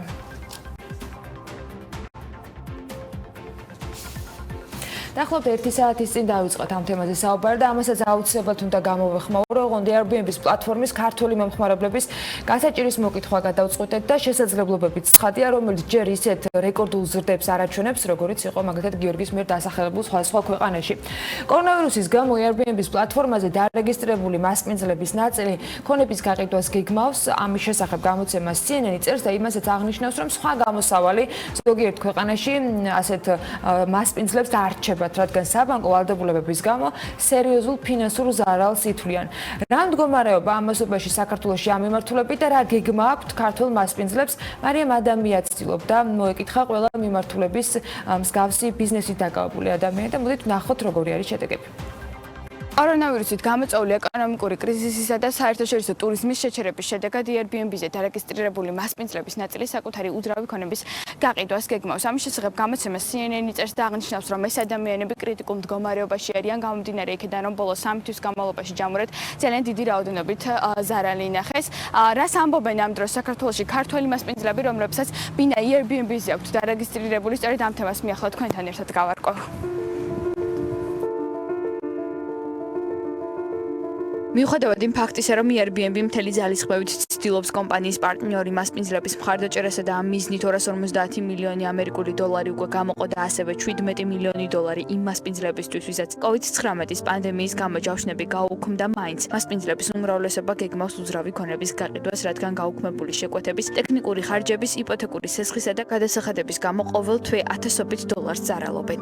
მსგავსი ტენდენცია შეინიშნება საქართველოშიც, თუმცა უმეტესობა მაინც ცდილობს საკუთარი სახსრებით შეინარჩუნოს ბინა და ამიტომაც 30-40% დღიური გაქირავებიდან გრძელვადიან გაქირავებაზე გადავიდა. როგორც კომპანია WeHost-ის დამფუძნებელი ჩვენთან საუბარში აცხადებს, მოლოდინები პოზიტიურია და საზღვრების გახსნის პარალელურად იმედოვნებენ ჯავშნების მომატებასაც საქართველოში. მიახლოებით რაღაცეთი 10-15 ჯავშანი შემოგვივიდა უკვე აგვისტოზე მაგალითად და სექტემბერზე რა. ხალხი ელოდება უკვე რომ გაიხსნება საზღვრები. ისრაელიდან შემოგვივიდა უმეტესობა მათგანი და და რაღაც ჯავშნები აღარ გაგვიუქდა სექტემბერი, ოქტომბრის და აგვისტოს შემდეგი თვეების რა.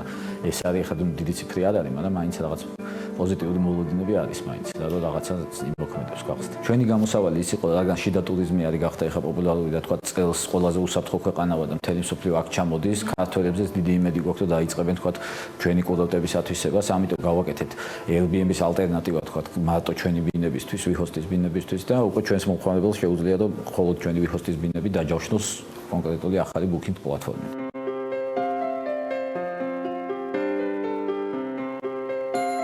გრძელვადიან გაქირავებაზე გადასვლა განაპირობა იმ ახალმა რეგულაციებმაც, რომლებიც უსაფრთხოების თვალსაზრისით შემუშავდა ქვეყანაში და რომლის თანახმადაც სტუმრის გასვლის შემდეგ მასპინძელი ვალდებულია უზრუნველყოს ოთახების დალაგება, დეზინფექცია სპეციალური წესებით. ასევე საჭიროა 4 საათიანი განიავება და განსაკუთრებული ყურადღება უნდა მიექცეს ხშირად შეღებადი ნივთების დასუფთავებას. ეს ყველაფერი აძვირებს ხარჯს, რომელიც მასპინძელს ადგება და კიდევ ერთი ფაქტორი არის, რა თქმა უნდა, რისკი, რომ სტუმარი შესაძლოა ინფიცირებული იყოს. ამიტომაც მასპინძლები ირჩევენ 1-2 წლიან გაქირავებას უსაფრთხოებისთვისაც და საკუთარი სტაბილურობისთვის. სადღაც პირველ კვირეებში სადღაც 800-700 დოლარამდე დავკარგე, მაგრამ დავაუქმე, ჯავშნები.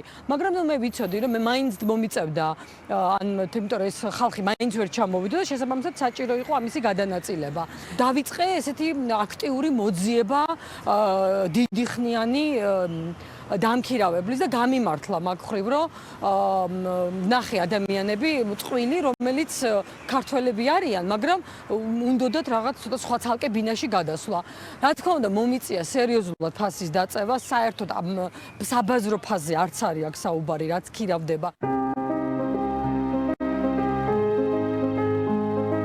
თავარი გაკვეთილი, რაც კორონავირუსმა გვასწავლა, არის ის, რომ რაც მუდმივი და გარანტირებული გვეგონა დროებითი აღმოჩნდა. ამიტომაც დღეს ყველას, განსაკუთრებით კი Airbnb-სა და მასზე დარეგისტრირებულ ადამიანებს უწევთ არსებული ბიზნეს მოდელების თავიდან გადახედვა და სრულად თუ არა ნაწილობრივ მაინც შეცვლა მისი. ამ ომსაც მხოლოდ ის იგებს, ვინც კრიზისის ეფექტიანი გადაჭრის გზებს მოარგებს. თავად Airbnb-ც ხომ 2008 წლის გლობალური ფინანსური კრიზისის შემდეგ შეიქმნა და თავდაყირა დააყენა ტურიზმის ინდუსტრია. ახლა მომხმარებლებისა და მასპინძლების აქტიურობის ჯერია და უძრავი ქონების გაყიდვა გამოსავალი არ არის.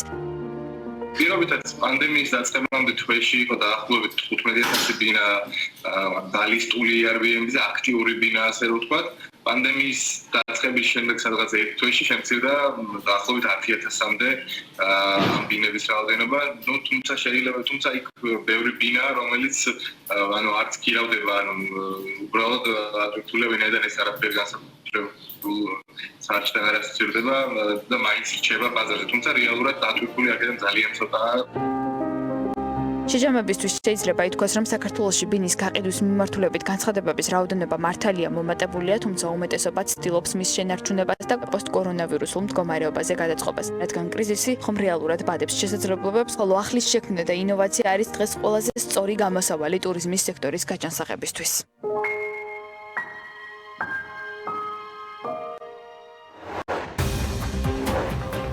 Take-it ჯგუფის ჯულობელი კომპანია Take-it Rent a Car საქართველოში Europe Car-ის ექსკლუზიური წარმომადგენელი გახდა. Take-it Rent a Car ქართულ ბაზარზე 2018-დან ოპერირებს და ძირითადი მოთხოვნა მასზე უცხოელი ტურისტებისგან იყო, თუმცა ავტომობილის ქირავების პერსპექტივას აქტიურად მიმართავენ ადგილობრივი საცალო და კორპორაციული მომხმარებლებიც. კომპანიის დღევანდელი სიახლეები, გამოწვევები და პერსპექტივები ალექსანდრე საყვარელძესთან Europe Car-ის დირექტორთან ერთად უნდა განვიხილოთ, რომელიც რამდენიმე წუთში საქმიანი დილას ეთერში შემოგვიერთება და გველოდეთ.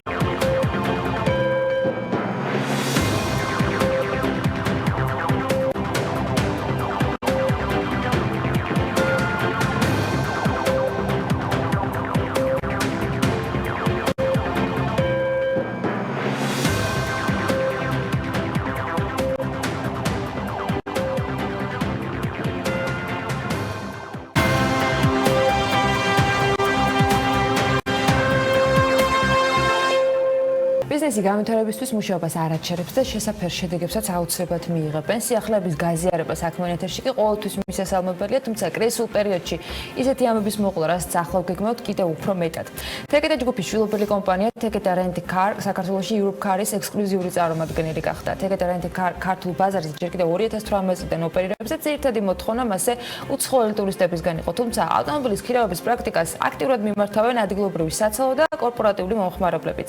რას ცulis მსოფლიოში ლიდერი ბრენდის წარმომადგენლის სტატუსის მიღება და როგორ შეიძლება ბიზნესი ახალ რეალობაზე გადაეწყოს, ამაზე ვისაუბრებთ ალექსანდრე საყვარელიძესთან, Europe Car-ის დირექტორი გვერდება სტუდიაში. მოგესალმებით, მადლობა რომ ხართ ჩვენთან ერთად. იმ რეალობაში, როცა ერთ-ერთი რესპონდენტი გუშინაობდა, რომ ტურისტი წამლადაც აღარ ეშოვება, ახალი ჩამოსული თურმე შეიძლება ჩარჩენილი იყოს, ეს ჩარჩენილი ტურისტი რა მაგარია? კი, არის რამდენი. ეს გადაწყობა ამ დროს, ამ რეალობაში, რამდენად იყო თქვენთვის რაღაცა ეჭვების საფუძველი და რა რეალობაში ხართ დღეს? რა თქმა უნდა, კოვიდის პრობლემა და გამოწვევა ყველა სფეროში დგას და ყველა ქვეყანაში დგას და მით უმეტეს იმ კომპანიებისთვის, რომელიც პირდაპირ ტურიზმზე არიან მიმაგრებული და ჩვენი ძირითადი მიმართულება მაინც ტურიზმი არის, ეს მე ვიტყოდი ძალიან დიდი პრობლემები წარმოშვა თავისთავად.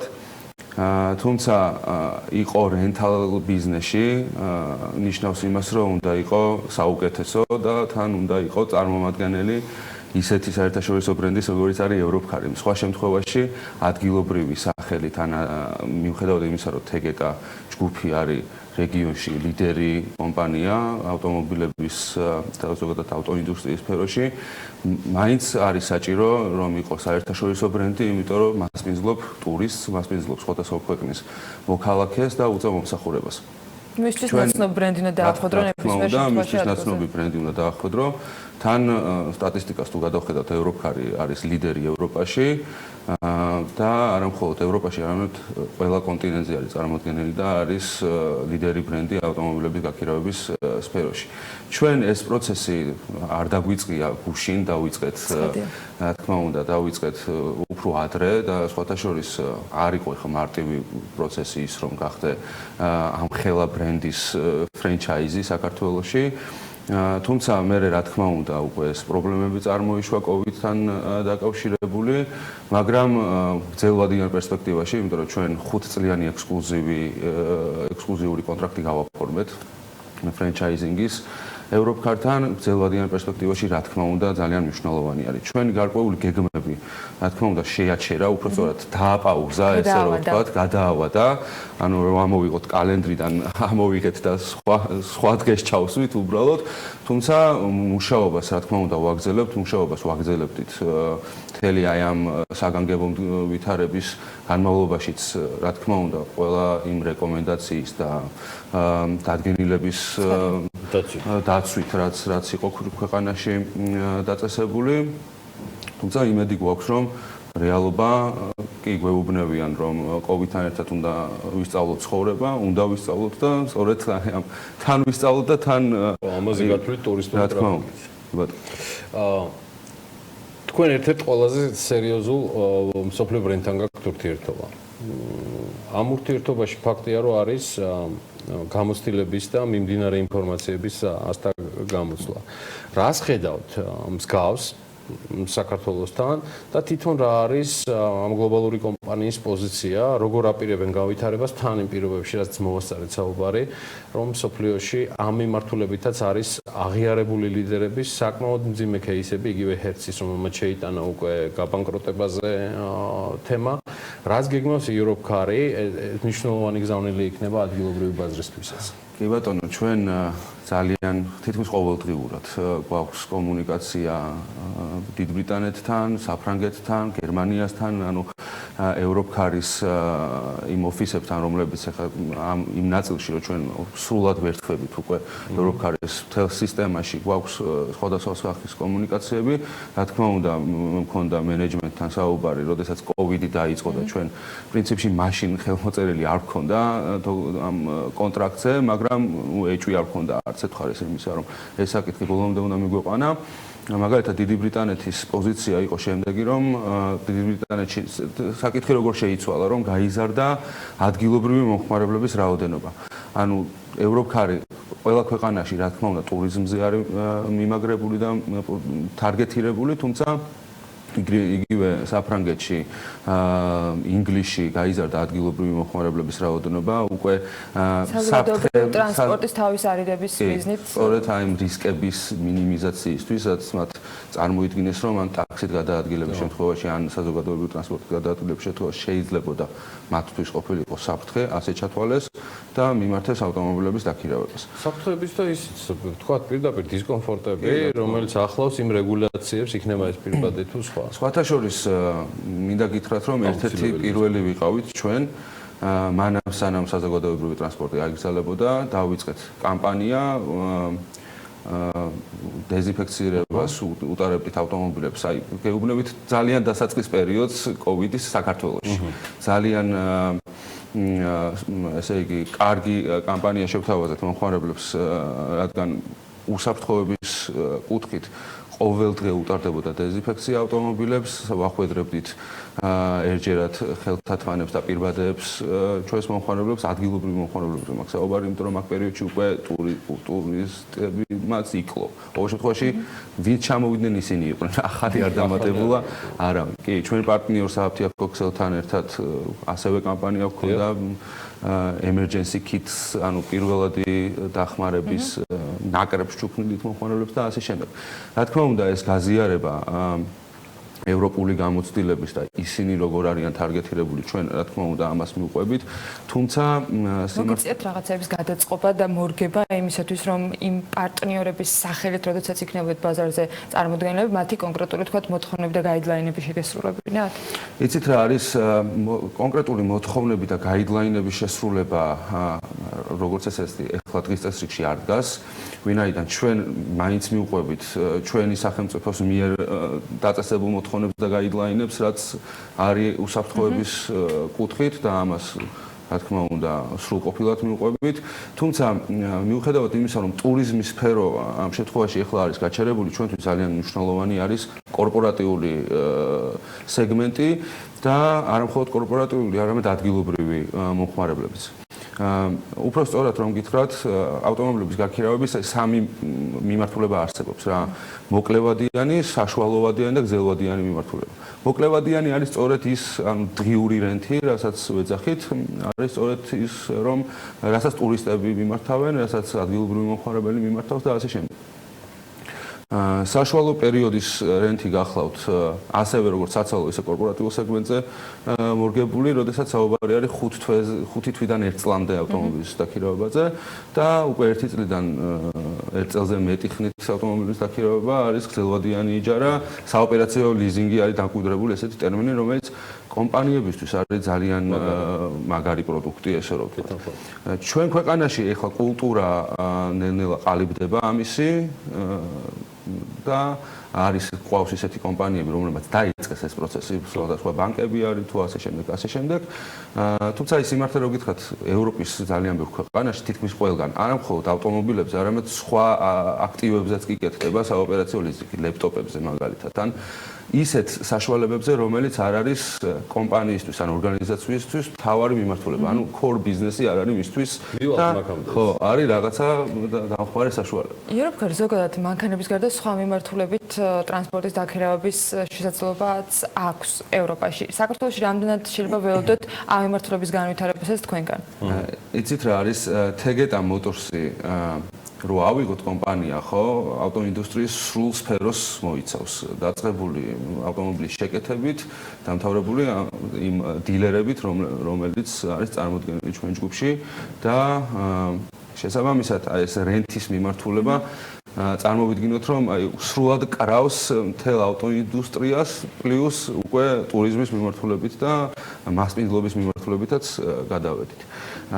რაც შეეხება ევროპქარის ნაწილს, ევროპქალ mobility group ესე ქვია, holdings, რომელიც აერთიანებს არა მხოლოდ ევროპქარს ავტომობილების დღიური გაქირავების მიმართულებით, არამედ ძალიან ბევრი წამყვანი ბრენდებს მოიცავს ასევე უბექუ, რომელიც არის car sharing-ის პლატფორმა, Scooty, რომელიც არის სკუტერების sharing-ის პლატფორმა, ასევე Gold Car-ი, მოკლედ ძალიან ბევრი სისტემა სრულად მოიცავს mobility ინდუსტრიას.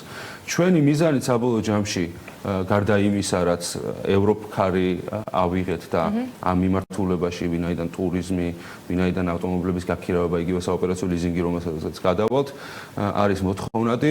საბოლოო ჯამში ვფიქრობთ, რომ მთელ ამ mobility ინდუსტრიას უნდა შევეხოთ სამომავლოდ, ვინაიდან ეხლა ევროპკართან ჯერ საუბარი გვაქვს მხოლოდ ამ მიმართულებაზე, ევროპკარის ბრენდის მიმართულებაზე, თუმცა რა თქმა უნდა ვაპირებთ გვინდა რომ სხვადასხვა სიახლეები, ინოვაციები დამოკიდებული ავტომობილები არის თქვენს ავტოპარკში, ანუ რა ტიპის ავტომობილის დაქირავებაზე შეიძლება ადამიანმა იფიქროს, ანუ შეთავაზების ნაწილში და მოთხოვნა რა მიმართულებით არის. ეს არის თქვათ ავტომობილები, რომელიც აი თუ კი ევროპაში მოგზაურობთ, ვირჩევთ რა თქმა უნდა ის ავტომობილს, რომელიც არის მარტივად მართვადი და შესაბამის ცოტა საწვავს მოითხოვს და ასე შემდეგ. კორპორატიულ შემთხვევაში შეიძლება სხვა კრიტერიუმებით აკეთებენ არჩევანს. თქვენს რეალობაში რაუმელი არის უპირატესი თქვენგან და მომხმარებლისგან? ნებისმიერი მომხმარებლის სურვილი და მოთხოვნა რომ დავაკმაყოფილოთ, ამიტომ ყავს ყველა ტიპის ავტომობილი, Suzuki 4x4-ზე და Venice ტიპის ავტომობილები, იმიტომ რომ აი ეს ავტომობილები არის მოთხოვნადი, მარკა მოდელებიც შერეული ყავს და თანაც თავარია ყავს ახალი ავტომობილები და ამ კუთხით ჩვენ გვაქვს შეზღუდვა თუნდაც ევროპკართან და ის ხარისხის სტანდარტი, რაც 70 წელია ბრენდი ქმნის და მეორე მხრივ 25 წელია თეგეტა ქმნის, ჩვენ არ გვაქვს უფლება რომ აქ ხარისხში რაიმე ეჭვი შევიტანოთ ან რამენაირად უარი ვთქვათ ხარისხის შესაბამისად ჩვენი ავტოპარკი დაკომპლექტებული არის სხვადასხვა მარკისა და მოდელის ავტომობილებით, რომელიც რა თქმა უნდა ძირითადად ყველა ეს ავტომობილები არის fast mover-ები, ესე რომ ვთქვათ, ანუ ყველაზე მოთხოვნადი ავტომობილები, რომელიც მორგებულია ჩვენს პირობებზეც, მათ შორის, ოდესაც ტურისტები ჩამოდიან და სურთ სხვადასხვა მთიანი ადგილების მონახულება, შესაბამისი ავტომობილები ყავს და ასე შემდეგ. ანუ ამ მიმართულებით სრულად ფარავთ მოთხოვნას. იმედია, ბევრი ტურისტი გვეყოლება უახლოეს მომავალში, მაგრამ იქამდე თქვენი გეგმები, რომელიც კალენდრიდან ერთი კვირიდან მეორე კვირაში გადავიდა, რას გეგმავთ, რას ველოდებით? ჩვენი დღევანდელი მთავარი მიმართულება გახლავთ კორპორატიული სეგმენტი. ასევე რა თქმა უნდა არის მნიშვნელოვანი ადგილობრივი მომხმარებლები და ამისთვის ჩვენ გარკვეული აქციები, ფასდაკლებები გავაკეთეთ და კიდევ უფრო მეტად ხელმისაწვდომი გავხადეთ ჩვენი მომსახურება საქართველოს მოქალაქეებისთვის. თუმცა ის სტრატეგიულად მნიშვნელოვანი მიმართულება გახლავთ კორპორატიული სეგმენტი, სადაც არის საოპერაციო ლიზინგით, იგივე სატრანსპორტო მომსახურებით, რომელიც გულისხმობს მსხვილით მომსახურებას, სატრანსპორტო მომსახურების გაწევას კომპანიებისთვის. აი ამ მიმართულებით ძალიან აქტიურად მუშაობთ. ჩვენ, როდესაც COVID-ი დაიწყო, აქტიურად მუშაობდით, მანამ სანამ ავტომობილების შეზღუდვა მოხდებოდა ჩვენს პარტნიორ კომპანიებთან და მინდა გითხრათ, რომ ჩვენი თანამშრომლები, ჩვენ არ ვართ დიდი ისტორიის კომპანია, ესე რომ ვთქვათ, 2018 წელს დაარსდა Current-ი, თუმცა ყველა თანამშრომელი, ვინც ყავს, კიდევ ვაპირებთ, რომ დავიმატოთ და ყველა იყო ჩართული ზოგი დისტანციურად, მაშინ მანამ სანამ ეს შესაძლებელი იყო და ვიმსახურებოდით სხვადასხვა კორპორატიულ კლიენტებს.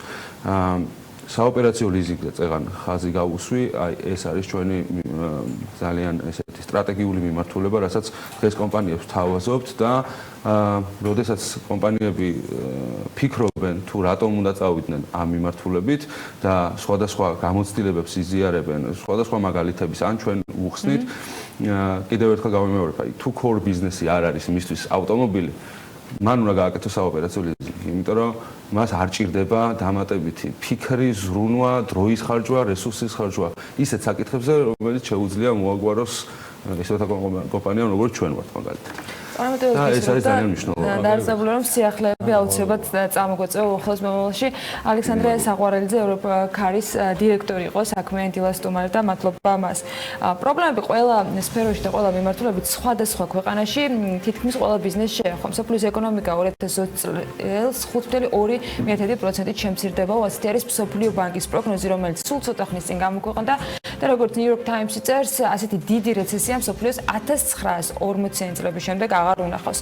როგორია მოლოდინები კონტინენტებისა და ქვეყნების მიხედვით, ლევან თაღიაშვილი ეცადა ამის გარკვევას და New York Times-ზე დაღნობით შესაბამისი მასალა მოგვიმზადა ლევან დილამშვიდობისა და ისმეთ. დილამშვიდობის ანა მოსალმი ჩვენს მაყურებელს. მსოფლიო ბანკის ახალი პროგნოზები ნამდვილად არ ჟღერს სასიამოვნოდ და უნდა ვაღიაროს საკმაოდ რთული წასაკითხი იყო გლობალური ეკონომიკის შემცირებაზე მოლოდინები. ორგანიზაციის გამოთვლებით კორონავირუსის კრიზისი ბოლოს 70 წლის განმავლობაში ყველაზე დამანგრეველი იქნება გლობალური ეკონომიკისთვის, რაც მილიონობით ადამიანს სიღარიბისკენ უბიძგებს. განახლებულ პროგნოზებში მსოფლიო ეკონომიკა დაახლოებით 5.2%-ით შემცირდება, რაც მეორე მსოფლიო ომის შემდეგ ყველაზე დიდი კლებაა, როცა 13.8%-ით შემცირდა მთლიანი შიდა პროდუქტი.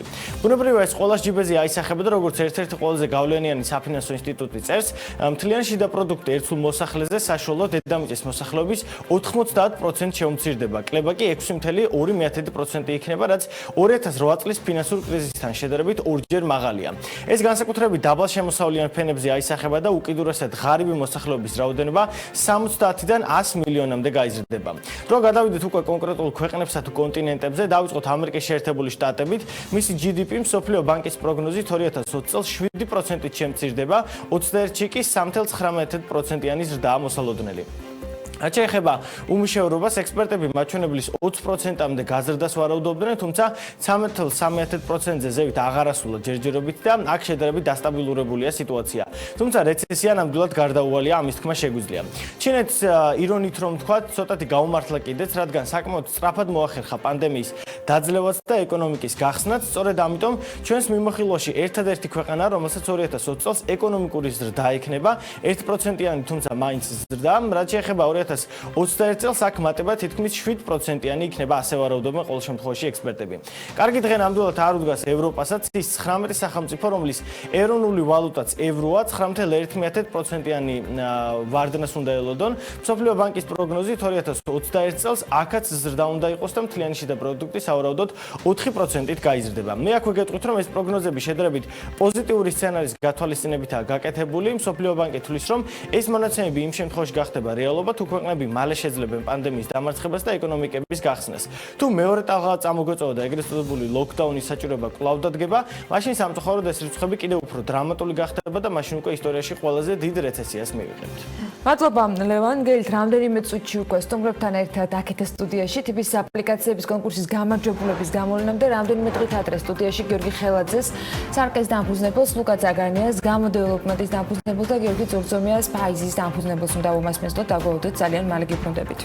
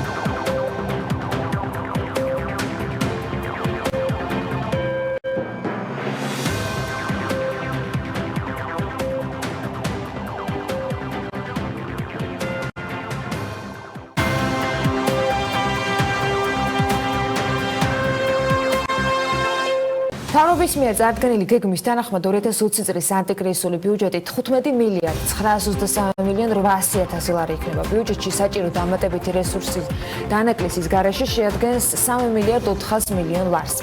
ფინანსთა მინისტრის მოადგილის გიორგი კაკაურიძის თქმით, მთავრობამ პანდემიის დაწყებისთანავე მუშაობა ბიუჯეტის ხარჯვითი ნაწილის შემცირებაზე დაიწყო, რის შედეგადაც დაახლოებით 600 მილიონამდე ლარი გამოთავისუფლდა. პარლამენტის საფინანსო საბიუჯეტო კომიტეტის თავმჯდომარის ირაკლი კოუზანაძის განცხადებით, ქვეყნის საგარეო ვალი მნიშვნელოვნად არის გაზრდილი. არსებული საკანონმდებლო შეზღუდვის თანახმად, მთლიან შიდა პროდუქტთან მიმართებაში ვალის 60%-ს არ უნდა ახემატებოდეს, არსებული მონაცემებით კი ის 55%-იან ნიშნულზეა. აჭარის მთავრობის ანგარიშის მიხედვით, რომელიც თორმიკე რიჟვაძემ გუშინ წარადგინა, აჭარის რეგიონში არც ერთი მსხვილი ინფრასტრუქტურული პროექტი არ შეჩერებულა და რიჟვაძე ამბობს, რომ რეგიონში 3 ქალაქის მშენებლობა ამ პროექტების მიმდინარეობის უწყοτობა გარანტირებულია. აჭარის მთავრობის თავმჯდომარის განცხადების თანახმად შეუფერხებლად გრძელდება განათლების და მეცნიერების ქალაქის მშენებლობა, ოცნების ქალაქის მშენებლობა და მწვანე ქალაქი, სადაც მისი თქმით ყველა სანებართო პროცედურა უკვე გავლილია და ზაფხულში მშენებლობის პროცესი უნდა დაიწყოს.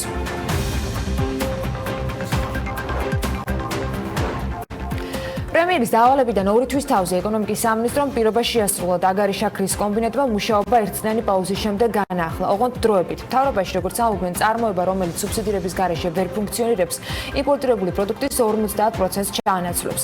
რა გვიჯდება კონკრეტული სოციალური პროექტის განხორციელება და რა ტიპის შეთანხმებაა სახელმწიფოსა და აგარის შაქარს შორის?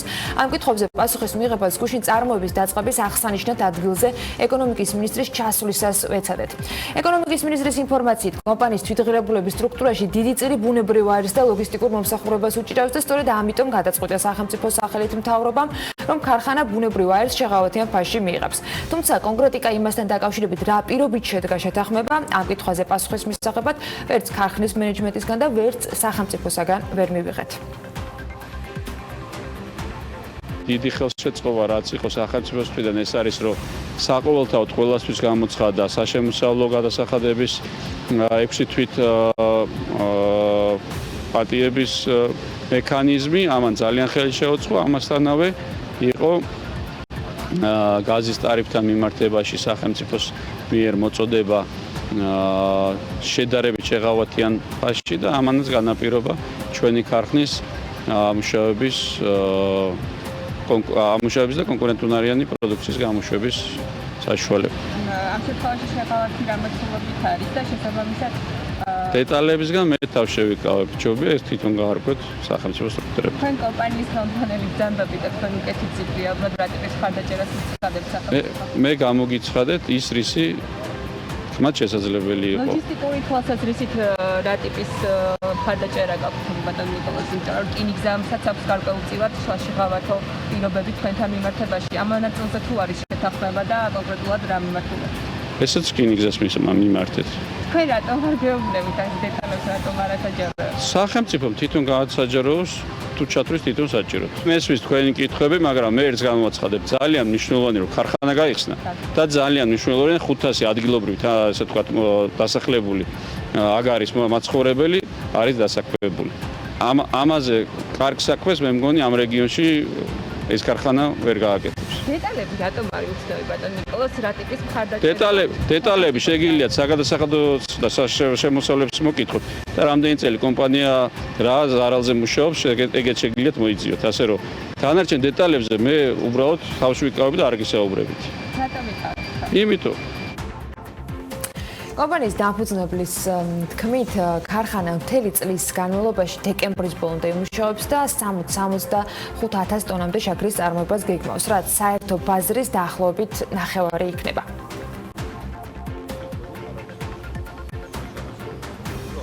სადღაც 60,000 ტონა იქნება გადამამუშავებელი წლის ბოლომდე. შესაბამისად, საქართველოს შაქრის ბაზარს თუ შევხედავთ, არის 130-115,000 წლიური მოხმარება და ჩვენი გამოშვებული პროდუქცია დაახლოებით 50% იქნება, რომელიც ადგილობრივ ბაზარზე დღესაც უკვე უფრო იაფად ხელმისაწვდომია, ვიდრე იყო დაუშვათ 1 თვის წინ, სანამ ქარხანა არ მუშაობდა. რუსეთში დაგეგმილი ტურიზმის გახსნის მიმართულებების გარდა რუსული ავიაკომპანიების ეკონომიკური მდგომარეობის დაჩქარებული აღდგენის მიზნით შემოდგომიდან საქართველოსა და ეგვიპტის მიმართულებით რეისების აღდგენის საკითხი განიხილება.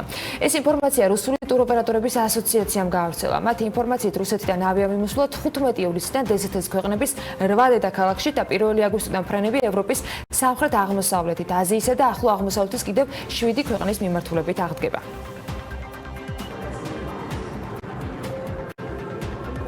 რუსეთთან ურთიერთობის საკითხებში საქართველოს პრემიერის სპეციალური წარმომადგენელი ზურაბ ბაბაშიძის განცხადებით, საქართველოს-რუსეთს შორის ავიამიმოსვლის აღდგენაზე მუშაობის სურვილი ორივე ქვეყნის მთავრობებში არის, თუმცა კონკრეტული მოლაპარაკებები ამ საკითხზე პანდემიიდან გამომდინარე არ მიმდინარეობს. ამასთან დაკავშირებით მან BMG-სთან ისაუბრა და თქვა, რომ რუსეთის ტუროპერატორთა ასოციაციის განცხადების საპასუხოდ ორ ქვეყანას შორის ავიამიმოსვლის შემოდგომიდან აღდგენაზე, რომელშიც იყო საუბარი, ფრენების აღდგენის თარიღის განსაზღვრა რუსეთის ფედერაციის ხელისუფლების პრეროგატივაა. პრემიერ-მინისტრის თქმით, რამდენიმე ქვეყანამ, რომელთანაც საქართველოს ტურიზმის გახსნის თვალსაზრისით მოლაპარაკებებს აწარმოებდა, გვითხრეს აბა ცოტა ხანი დაველოდოთო. ის ამბობს, რომ მიზეზი ამ ქვეყნებში გაუარესებული ეპიდემიოლოგიური ვითარებაა. გიორგი გახარიას არ დაუსახელებია კონკრეტული ქვეყნები, მაგრამ წინასწარ ვიცით ისედაც, რომ მთავრობას მოლაპარაკებები ისრაელთან, ჩეხეთთან, ავსტრიასთან, უნგრეთთან, ბალტიის ქვეყნებთან და გერმანიასთან ჰქონდა. ამ ქვეყნებიდან შემთხვევების რაოდენობა ბოლო დღეებში მხოლოდ ისრაელშია გაზრდილი. ევროპის ამ ჩამოთვლილ ქვეყნებში ახალი შემთხვევების რაოდენობა ყოველდღურად მცირდება.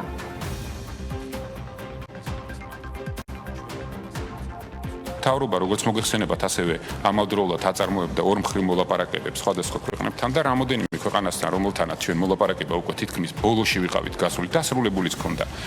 დღესაც შეიძლება თქვას, რომ დასრულებული გვაქვს ამ ქვეყნებში ეპიდემიოლოგიური მდგომარეობა მოულოდნელად გაუარესდა და ჩვენმა კოლეგებმა თვითონ ჩვენივე ინტერესებიდან საქართველოს უსაფრთხოების დაცვის თვალსაზრისით გვითხრეს, რომ აბა იქნებ ცოტა ხანი დაველოდოთ და ვნახოთ ციფრები როგორი იქნება.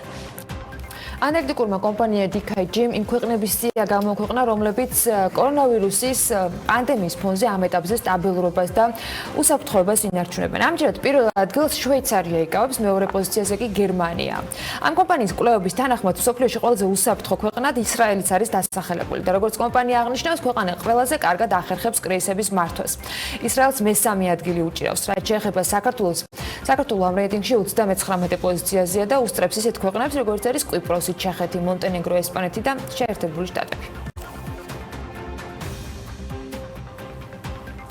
საქართველოს მასშტაბით სასტუმროებმა 8 ივნისიდან, რომლებმაც ჯანდაცვის სამინისტროს მიერ დადგენილი რეკომენდაციების დაკმაყოფილება შეძლეს, მუშაობა უკვე ოფიციალურად განაახლეს. ამასთან ემზადებიან 15 ივნისისთვისაც, როცა შიდა ტურიზმი გაიხსნება და მზადება უკვე 1 ივლისისთვისაც დაწყებულია, როცა საქართველოს კონკრეტული ქვეყნებიდან საერთაშორისო ვიზიტორების მასპინძლობას სავარაუდოდ შეძლებს. რა გამოწვევების წინაშე დგანან ის სასტუმროები, რომლებიც რეგიონებში ოპერირებენ, რა სჭირდება დღეს ყველაზე მეტად მათ და რამდენად ეხმიანებოდა მთავრობის მხრიდან გადადგმული ნაბიჯები მათ საჭიროებებს. ანუკა ჯოხაძე ესაუბრა სასტუმრო სესილის დამფუძნებელს, მამუკაღლონს, ასევე ჰოსტელ შავი პომიდორის დამფუძნებელს ელენე ზამთარაძეს და სასტუმრო ბორჯომი ლიკანის გაყიდვებისა და მარკეტინგის დეპარტამენტის სუფროს ქეთილუაძეს. მოვისმინოთ მათი პოზიციები.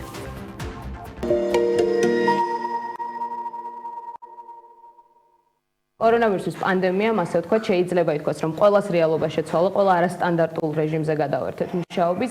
ჩვენ, ასე ვთქვათ, ხშირად გვაქვს ხოლმე შესაძლებლობა, რომ დედაქალაქის მასშტაბით არსებული სასტუმროების აზრი და პოზიცია მოვისმინოთ, მაგრამ ახლა გვაინტერესებს უშუალოდ რეგიონებში რა ხდება, რა პრობლემებისა და გამოწვევების წინაშე არიან სასტუმროები და მინდა ბატონო მამუკა თქვენით დავიწყო. როგორ მოახერხეთ, გაიდლაინები უკვე ცნობილია და როგორ მოახერხეთ გადაწყობა ახალ რეალობაზე და რა პრობლემები და გამოწვევები გამოიკვეთა ამ პერიოდში? თვითონაც ადგილი, სადაც იმყოფება ჩვენი კოტეჯები, კაპროვანი არის ამ მხრივ ორიენტირებული, ანუ იქ არის ბევრი ესეთი სახლი, რომელსაც საკუთარი ეზო აქვს და რომელიც გირავდება. ჩვენ შეგვიწყო ხელი და ადგილობრივი ტურისტი ძალიან მოეძალა კონკრეტულად სასტუმრო სესილისაც და კაპროვანსაც. რაც შეეხება უცხოელ ტურისტებს, რა თქმა უნდა, საერთოდ არ არის და ვინც იყო იმათაც გააუქმეს ჯავშანი. მიუხედავად იმისა, რომ ბევრ სასტუმროს ფასები გაეზარდა, მაინც მოუწევთ მორგება ბაზართან, იმიტომ რომ თუ არ იქნა მოთხოვნილება შესაბამისად შეთავაზებაც ვერ იხეირებს. ელენე, შენთან გადმოვალ შემდეგი კითხვით, ამ პანდემიის ჟამს, ასე ვთქვათ, თბილისის ფილიალი დახურე. რა ხდება, ასე ვთქვათ, იმერეთში? უკვე თუ წამოვიდა ჯავშნები და შენს შემთხვევაში რა იყო მთავარი გამოწვევა და პრობლემა? ახალი რეგულაციის მიხედვით გულსაფრთხილიანი მობინების გამოყენება არის აკრძალული. იქ არ არის არანაირი დეფინიცია კონკრეტულად რა მოიაზრება ამაში, მაქვს თუ არა მეუფლება გამოვიყენა მარტო პირველი სართულები თუ საერთოდ არ აქვს კონსტრუქციის გამოყენების უფლება. ეს ჩვენთვის ძალიან დიდი პრობლემაა, იქნება მომდინარე, რომ 14 ადგილი არ უნდა გავაუქმო, ან 14 ადგილიდან მხოლოდ 6 ავითვისო. თავისთავად მე შემოსავლის მიღების შესაძლებლობა მეზღუდება და ეს დამატებითი რეგულაციები, რომელიც თავისთავად მითხოვს დამატებით ფინანსებს, იმიტომ რომ იქ არის სპეციალური განსაცმელი, რომელიც დიასახლის უნივერსიტეტისა დეზინფექციო ხსნარები, ანუ რეალურად ყველა მცირე ბიზნესის და ალბათ ჰოსტელის მეპატრონე დამეთანხმება, რომ ჩვენთვის ეს გამოწვევა შესაძლოა ბევრისთვის დაუძინებელიც კი იყოს. სასტუმრო ბორჯომილიკანი არა მხოლოდ მაგალითად ზაფხულის სეზონზე იყო ტურისტებით და ადგილობრივი დამსვენებლებით დატვირთული, არამედ ყველა სეზონზე. თუ შეგვიძლია მაგალითად დაახლოებით ზარალზე საუბარი და შემცირებულია თუ არა მაგალითად უკვე გაყიდვები. ეს პერიოდი, რომელიც ჩვენთვის არის ყველაზე ესეთ მაღალი დატვირთულობით არის სავსე, რა თქმა უნდა, შემცირდა, უცხოელი სტუმრები მოგვაკლდა და ჯავშნები საკმაოდ ბევრი ჯავშანი გაუქმდა. გადავწყვეტეთ, რომ ჯერჯერობით გავუშვათ 40%-იანი ფასდაკლება, რომ ქართველებმა შეძლონ სრულად ჩამოსვლა და ჩვენთან დასვენება და ვიყოთ მათზე მორგებულები და არა მხოლოდ და მხოლოდ უცხოელ ტურისტებზე ვიყოთ დამოკიდებულები. დღეს რა გჭირდებათ ყველაზე მეტად? ეს ბოლო პერიოდია ძალიან ხშირად უსვოთ ბიზნესს ამ კითხვას და გვაინტერესებს რამდენად ეხმიანება. თუნდაც ის ნაბიჯები, რაც მთავრობის მხრიდან გადაიდგა, რამდენად ეხმიანებოდა თქვენს საჭიროებებს და ამ გადმოსახედიდან კიდევ რა გჭირდებათ? რა მიმართულებით გჭირდებათ მხარდაჭერა? შეხება დახმარება ჩვენ არაფერი არ მოგვიღია, მაგრამ დახმარება გჭირდება ის რაც ყოველთვის და მუდამ გჭირდებოდა. აი მაგალითად აი კაპროვანში ქუჩებს დღემდე არ ხვიათ სახელი და ჩვენ არ შეგვიძლია მივცეთ ტურისტებს ზუსტი მისამართი, იმიტომ რომ ქუჩებს უბრალოდ არ ხვიათ სახელი. არ არის მუნიციპალური განათება და ასე შემდეგ. რეალურად რაც კი დახმარება სახელმწიფოსგან მივიღეთ, ჩვენი თანამშრომლების კომპენსაცია იყო, თუმცა სხვა ნაწილში ეს რეგულაცია ჩვენ არ შეგვეხო, იქიდან გამომდინარე, რომ ჩვენ სახელმწიფო რაღაც სესხი რაც გვაქვს, ანუ სესხის სუბსიდირების ნაწილიც ჩვენზე არ იგება ჩვენ სიტუაციას, რომ ჩვენ პირადი სესხები გვაქვს, რომელიც არ არის კავშირში, ასე ვთქვათ, ბიზნეს სესხის კლასიფიკაცია არ აქვს. შესაძლოა ყოველ შემთხვევაში ის რაც გატარდა, ასე ვთქვათ, ის ჩვენთვის შესაბამისი არ იყო, იმიტომ რომ ვფიქრობ, რაც მეტი საფრთხელი არის, რომ მცირე ბიზნესს, რომელიც დღეს საკუთარი რესურსით არსებობს, საკმაოდ მწირი რესურსით არსებობს, კონკრეტული ინდივიდების მიერ ამათ მეტი მხარდაჭერა შეიძლება ჭირდებოდეს. უყურებთ მომავალს, რამდენ ხანში შეძლებთ მაგალითად იმ ნიშნულზე დაბრუნებას.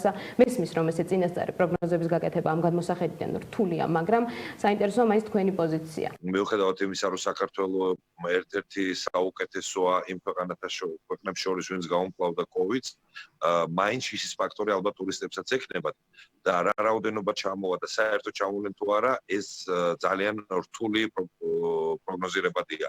შესაბამისად, ალბათ ყველამ უნდა ვეცადოთ, რომ მეტი ორიენტაცია გავაკეთოთ ჩვენ დამსვენებლებზე. მოლოდინი ამბობს, რომ შიდა ტურიზმი შეგვივსებს რეალურად იმ დანაკლისს, რომელიც ჩვენ განვიცადეთ და განვიცადეთ ახლა ამ სეზონზე. გასულ წელს ეს თაღობრივ 40 ქალაქი იყო ჯამში, საიდან შესაძლებელი იყო ტურისტი ჩამოსულიყო ქუთაისში, ახლა ეს საფრთხებლად შემცირებულია. თან მით უმეტეს ჩვენი ძირითადი სეგმენტი, ჩვენი ჰოსტელებს არიან ევროპელები და თქვენ კარგად მოგეხსენებათ პანდემიამ რამხელა გავლენა იქონია ევროპაზე, რამხელა ციფრები აქვთ მათ.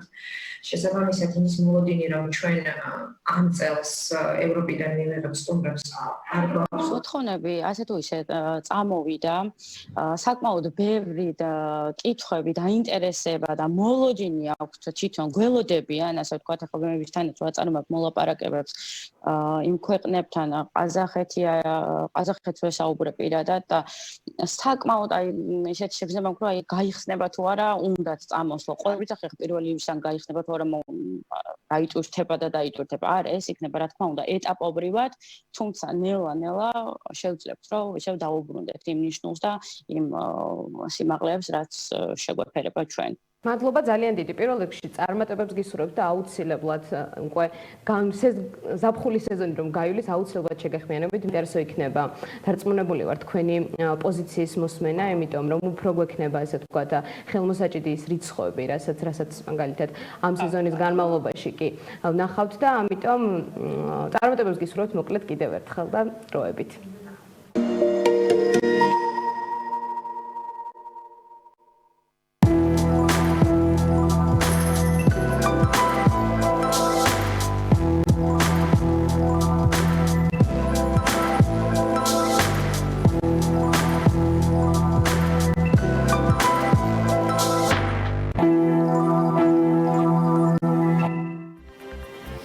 რამდენიმე კვირა გაცნობთ TBC ბანკის აპლიკაციების კონკურსის მონაწილეებს, ფინალისტებს. ახლა კიდევ 3 უნდა გაგაცნოთ, რომლებიც დღესვე საფინალო პრეზენტაციით უნდა წარდგნენ ჟიურის წინაშე. ტრადიციულად ლევან თაღიაშვილი უმასპინძლებს მათ, რომელიც უფრო ახლოს გაგვაცნობს სტარტაპერებს.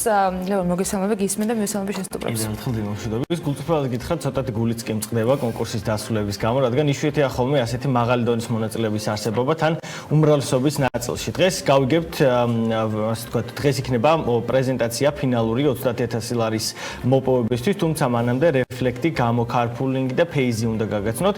ერთი მათგანი მძღოლებს ეხმარება საწვავის ხარჯის შემცირებაში და საშუალებას აძლევს გამყოლთან ერთად იმგზავრონ. მეორე დასაქმებულებს საშუალებას აძლევთ სამუშაო დღის ბოლოს მიუთითონ როგორი ემოციითა და განწყობით დაასრულეს დღე, აღრიცხონ რომელ საათზე დაიწყეს მუშაობა და რომელზე დატოვეს ოფისი. მესამე კი ელექტრონული კომერციის სივრცეში თანამედროვე და მოქნილი გადახდების პლატფორმას წარმოადგენს, რომელზეც გუნდი 1 წელზე მეტია მუშაობს. გიორგი ხელაძე, ლუკა ძაგანია და გიორგი წურწუმია იქნებიან ჩვენი სტუმრები. დილამშვიდობის, მადლობა იმისთვის რომ მობრძანდით. თან დღეს ფინალი გაქვს, წარმატებებს გისურვებთ, რა თქმა უნდა.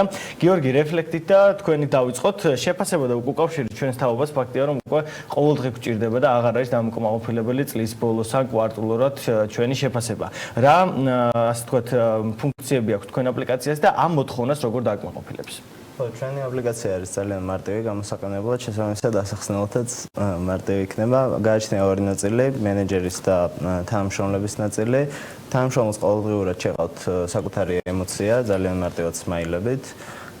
და მენეჯერი ამაზე აგებულ სტატისტიკას უყურებს და სურვილის შემთხვევაში შეუძლია ჩვენთან საიტზე გააშიაროს ეს სტატისტიკა, სადაც იქნებიან ტოპ ბედნიერი, პროდუქტიული, კრეატიული და ასე შემდეგ კომპანიები და ეს გონია რომ მათ თანამშრომლობის სურვილს კიდევ უფრო მეტად გააჩენს სხვა არათანამშრომლ ხალხშიც. ორი კითხვა მაქვს გარკვეულწილად ებმის ეს ყველაფერი. პირველი, ტესტირება რამდენად მოხდა, ან თუ გატესტეთ რომელიმე კომპანიაში და მეორე, მსურველები ვინ იქნებიან თქვენი აზრით? ალბათ საკმაოდ თანამედროვე მიდგომები უნდა ქონდეს კომპანიას, რომ მსგავსი ტიპის პროდუქტი დანერგოს, იმიტომ რომ შეიძლება ზოგისთვის გაუგებარი იყოს, რატომ გჭირდება თანამშრომლის ყოველდღიური ემოციის გაგება. კი, თამამად შემიძლია თქვა, რომ აპლიკაციაში არც ერთი ღილაკი არ გვაქვს, ისე რომ არ შეგვეთანხმებინა პოტენციურ მომხმარებლებთან, ანუ ძალიან აქტიური კომუნიკაცია გქონდა მათთან. შესაბამისად, ტესტირებას ბევრჯერ გავაკეთეთ, თუმცა რა თქმა უნდა პროტოტიპის, ანუ მზა პროდუქტი რო გქონდეს, კარგი იქნებოდა და უკვე შევთანხმდით პრინციპში 5 ადგილს, რომლებიც თანახმანი არიან, რომ იყიდონ როგორც კივე გაეშვება პროდაქშენში. გიორგი, რა შედეგები შეიძლება მოყვეს ამ ყველაფერს? უცხოური მაგალითიც გითხარი თუ არსებობს და იქ რა შედეგები იყო და რისი მიღწევა აქვს სურთ ამ ყველაფრით? უცხოური მაგალითი არსებობს, მაგრამ ერთ ყველაზე მთავარ რაღაცას ტოვებენ ჩვენი უცხოელი პარტნიორები თუ კონკურენტები, იმას რომ ეს არ არის ანონიმური და შესაბამისად მცდარია ეს სტატისტიკა. ჩვენთან მგონია რომ ისეთ კომპანიები, სადაც HR-ები საერთოდ არ ყავთ და ასეთ საქართველოში საკმაოდ ბევრია, კი. მათ მენეჯერებს გაუადვილდებათ რაღაც ფუნქციების შეთავსება HR-ის ჩვენი აპლიკაციით, ხოლო HR-ებს კიდე საშუალება ექნებათ, რომ თავისი საქმე ბევრად პროდუქტიულად წარმართონ. კი ბატონო, ლუკა, გამო, რომელიც ეხმარება მძღოლებს შეამცირონ საწვავის ხარჯი, გაიყოლონ სხვა ადამიანი და ასე ეს ვთქვათ, გადაინაწილონ ეს ხარჯები. გულწრფელად რამდენიმე ასეთი მცდელობა უკვე ჰქონდათ საქართველოში, მე პირადადაც გამიშუქებია, თუმცა საყოველთაო ფაქტია, რომ მათი აპლიკაცია ვერ გახდა. თქვენ აგეგმები გაქვთ და რითი იქნებით მათზე უკეთესი და როგორია თქვენი მონდომება ამ კუთხით? დიახ, რა თქმა უნდა. მართლა გითხრათ იმაში, რომ რამდენიმე ცდილობა მისი იყო, თუმცა ყოველ კომპანიას სხვადასხვა მიდგომა ჰქონდა, ჯერჯერობით ყოველს მათ გამოჩნდა თავისი პრობლემა. ჩვენი მიდგომებით განსხვავდება პირველ რიგში ჩვენ გამოვიყენეთ მათი გამოცდილება და როგორც ადებით ასევე ნეგატიური. რამაც მიგვიყვანა რამდენიმე ინოვაციური ელემენტის დამუშავებამდე, რაც ფიქრობთ, რომ მოგცემს საშუალებას, რომ მეტწარმატებას მივაღწიოთ და თუ ეგრევე წარმატებული აპლიკაცია არა, ყოველ შემთხვევაში რაღაც დონეზე მაინც გავიდეთ როგორც ქართულ ასევე საზღვარგარეთ ბაზარზე. უფრო აი მუშაობის სტილი რო აგვიხსნათ, როგორ შეიძლება ძღოლებს და ასევე თან გზავრებს ამის გამოყენება. რა თქმა უნდა, მუშაობის პრინციპი თვითონ საკმაოდ მარტივი არის. მოხმარებლებს როგორც მძღოლს ასევე მგზავრს შეყავთ თავიანთი მიმართულება, საწყის წერტილიდან მიმართულება. აპლიკაცია იყენებს რამდენიმე ტიპის ალგორითმს, რომ იპოვოს ყველაზე კარგი შესაძლო დამგზავრების ოფცია, რომელსაც მერე მოხმარებლები შესაბამისად ირჩევენ. რის შემდეგაც უკვე ავტომატური პროცესი ხდება, სადაც ორივე მოხმარებელი ხედავს, ესე ვთქვათ, მის თანამგზავრს. წინა დღისით უნდა მოხდეს ეს ყველაფერი თუ შემიძლია აი დავუშვათ 5 წუთში მინდა გასვლა უკვე და აგვირჩიოს სასურველი, ასე ვთქვათ, მიმართულება. ორივე ვარიანტი შესაძლებელია, შეიძლება წინასწარაც დაიგეგმოს, შეიძლება ეგრევეც მოხდეს, რომ live რეჟიმში დაიწყოს ძებნა. ამ შემთხვევაში ორი სხვადასხვა ალგორითმს ვიყენებთ, რადგან სხვადასხვა სიტუაციიდან გამომდინარე სხვადასხვა საჭიროებები იჭდება ამ შემთხვევაში. რელევანტური ალბათ კითხვა კორონას პირობებში რამდენად იქნება აქ დაცული უკვე უსაფრთხოების ზომები, თქვენ რამდენად მიაქცევთ ამას ყურადღებას და იქნება თუ არა გარკვეული გაფრთხილება, იმიტომ რომ ეს გარკვეულწილად შეიძლება ჯერჯერობით ხადი არანაირი რეგულაცია ამ კუთხით არ არსებობს, მაგრამ შეიძლება ტაქსის რაღაცა ერთგვარ ჭრილში შეიძლება გავიდეს კიდეც და ამასთვის თუ ხართ მზად. რა თქმა უნდა, ჩვენთვის პირველ რიგში რა თქმა უნდა ჩვენ მოხმარებლების უსაფრთხოება ყველაზე მნიშვნელოვანი ნაწილი არის, სადაც ჩვენ როგორც მძღოლის ასე მგზავრებს მოუწოდებთ მაქსიმალურად დაიცვან უსაფრთხოების პირობები. ამ მაქსიმალურ ჩვენ შემთხვევაში კონტროლის მექანიზმი არის review სისტემა, სადაც ნებისმიერ დარღვევის შემთხვევაში მოხმარებელს აქვს შესაძლებლობა, რომ შეგვატყობინოს ჩვენ ნებისმიერი სახის დარღვევის თაობაზე, რაც მათ შეექმნა პოტენციური დისკომფორტი, რაზეც ჩვენ რა თქმა უნდა შესაბამისად მე მივიღებთ მოქმედებას. კი ბატონო, გიორგი, ფეიზი, გადახდის სისტემა იქნება. ერთი შეხედვით საკმაოდ მძლავრ კონკურენტებთან მოგიწევთ ბრძოლა, იმიტომ რომ გადახდების დროს ნდობა არის ერთ-ერთი მთავარი რისკენაც მიდის მომხმარებელი. როგორ გამოიწვევს თქვენი აპლიკაცია ნდობას, რას აპირებთ აი ამ ყველაფრის მოსაპოვებლად? გამარჯობა, პირველში მადლობა მოწვევისთვის და მინდა გამოვიყენო შესაძლებლობა სტარტაპერს გადავუხადო, მადლობა, იმიტომ რომ მართლა ძალიან საინტერესო კონკურსი მოაწყო. კი, ვადასტურებ ნამდვილად ასეა, იმიტომ რომ კიდევ ერთხელ ვადასტურებ, რომ 11-ვე მათგანი არის ძალიან საინტერესო, კომპეტენტური და გამოცდილი, რაც თავარია. კი ბატონო, რაც შეეხება თქვენ კითხვას, ჩვენ როგორც მოიხსენებათ ონლაინ ვაჭრობა, ონლაინ ვაჭრობის წილი სოფლიო ბაზარზე უფრო და უფრო იზრდება და პანდემიამაც ეს უფრო გვანახა. საქართველოს არ არის გამონაკლისი და საქართველოშიც საკმაოდ აქტიურად იღებს სტარტს და ასე ვთქვათ ვითარდება ონლაინ ვაჭრობა და ჩვენ ზუსტად გადახდების მიმართულებით მხოლოდ ონლაინ ვაჭრობაზე ვართ ორიენტირებული და რამოდენიმე პრობლემა დავინახეთ ამ ინდუსტრიაში კი არის გაჯერებული გეთანხმებით, მაგრამ ასევე არის ძალიან ბევრი შესაძლებლობები, რომ კლიენტებს შევთავაზოთ პლატფორმებს ონლაინ ვაჭრობის, როგორც არის ნებისმიერი e-commerce-ში ჩართული კომპანია, ონლაინ მაღაზია თუ მარკეტპლეისი, რამოდენიმე მნიშვნელოვანი პროდუქტი, რაც მათ ცხოვრებას გაუმარტივებს. რა პირველ რიგში ეს არის მარტივი ინტეგრაცია, რაც დღეს ჩვენ მეგობრ პარტნიორ e-commerce პლატფორმებთან ერთად გავიარეთ, არის გამოწვევა. ასევე რატო მასშტაბებიდან გამომდინარე თუ რატო ხდება ხოლმე თუ რაიმე ტექნიკური პრობლემა არის? უმეტესად ეს არის ადმინისტრაციულ პროცესთან დაკავშირებული, რასაც ჩვენი პლატფორმის საშუალებით ამას ვამარტივებთ, ვამცირებთ დროს, ეს ერთი. მეორე ეს არის თვითონ პლატფორმის ან ონლაინ გადახდების ჩაშენება, ასე ვთქვათ, თქვენ სისტემაში, რასაც ვამარტივებთ იმით, რომ გზა კოდებს და software development kit-ს, SDK-ს ვაწვდით პირდაპირ გამზადებულს სხვა პლატფორმებს, ვისაც დაინტერესდება. და მესამე რაც ყველაზე მთავარი არის ის, რომ ვაძლევთ საშუალებას გადახდების სქემები თვითონ გაწერონ. რა დღეს საკმაოდ შეზღუდული არის, საქართველოს რო ვილაპარაკოთ, საკმაოდ შეზღუდული არის გადახდების მართვის პორტალი ამ პლატფორმებისთვის და ჩვენ ვაძლევთ საშუალებას, რომ თვითონ მოირგონ თავის ბიზნეს ლოგიკაზე ეს სქემები და თავისი მოთხოვნილების შესაბამისად გაწერონ და ჩვენ შესაბამისად ჩვენი მხრიდან შევუწყოთ ხელი. კი ბატონო, გადახდებში მოქნილობა არის ერთ-ერთი მთავარი და თქვენ რადგან ჯერჯერობით სტარტაპი ხართ, დარწმუნებული ვარ, რომ ამ კუთხით ბევრად უფრო ეფექტურები იქნებით ვიდრე სხვა კომპანიები და ეს უპირატესობა უნდა გამოიყენოთ.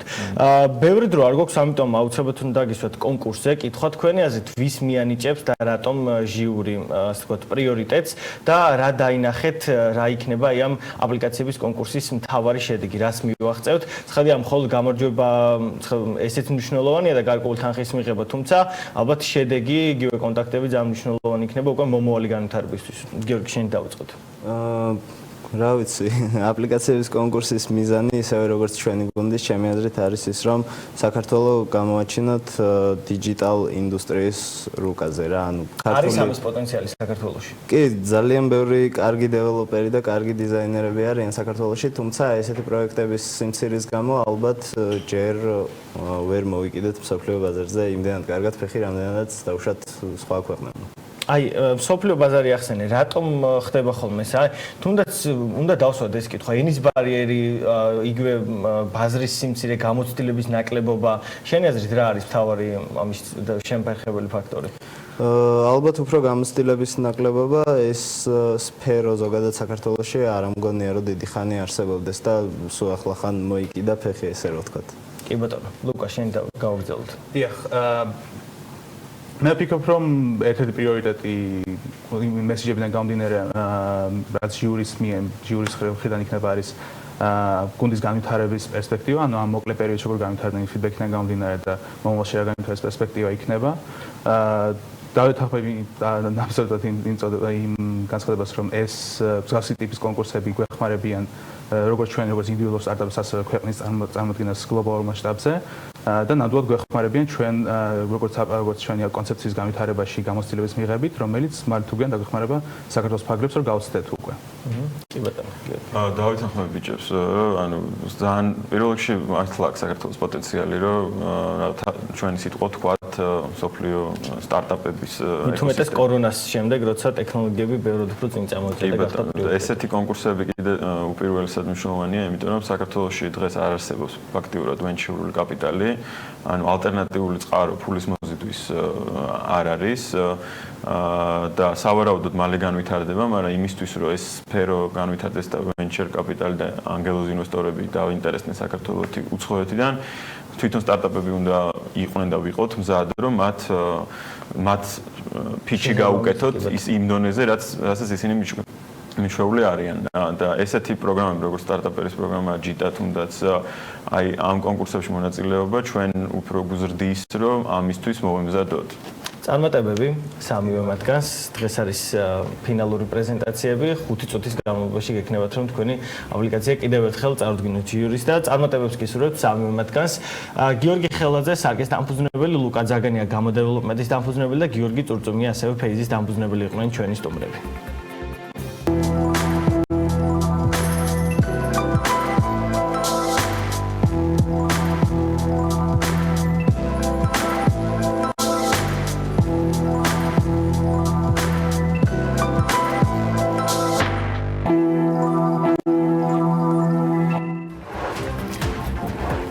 როგორ შეიძლება პირდაპირ გაყიდვებზე მორგებულმა ბიზნესმა პანდემიაში გადაწყობა და როგორია მისი განვითარების პერსპექტივა კორონავირუსთან თანაცხოვრების რეჟიმში დაწესებული შეზღუდვების პირობებში? ცხადაძე ევროს საქართველოს დირექტორი მოგყვება უფრო მეტს რამდენიმე მიმდინარე გამოწვევებზე კომპანიისა, რომელიც ამაყობს, რომ 128 წლიანი ისტორიით პირდაპირ გაყიდვების სფეროში ნომერ პირველი კომპანიაა.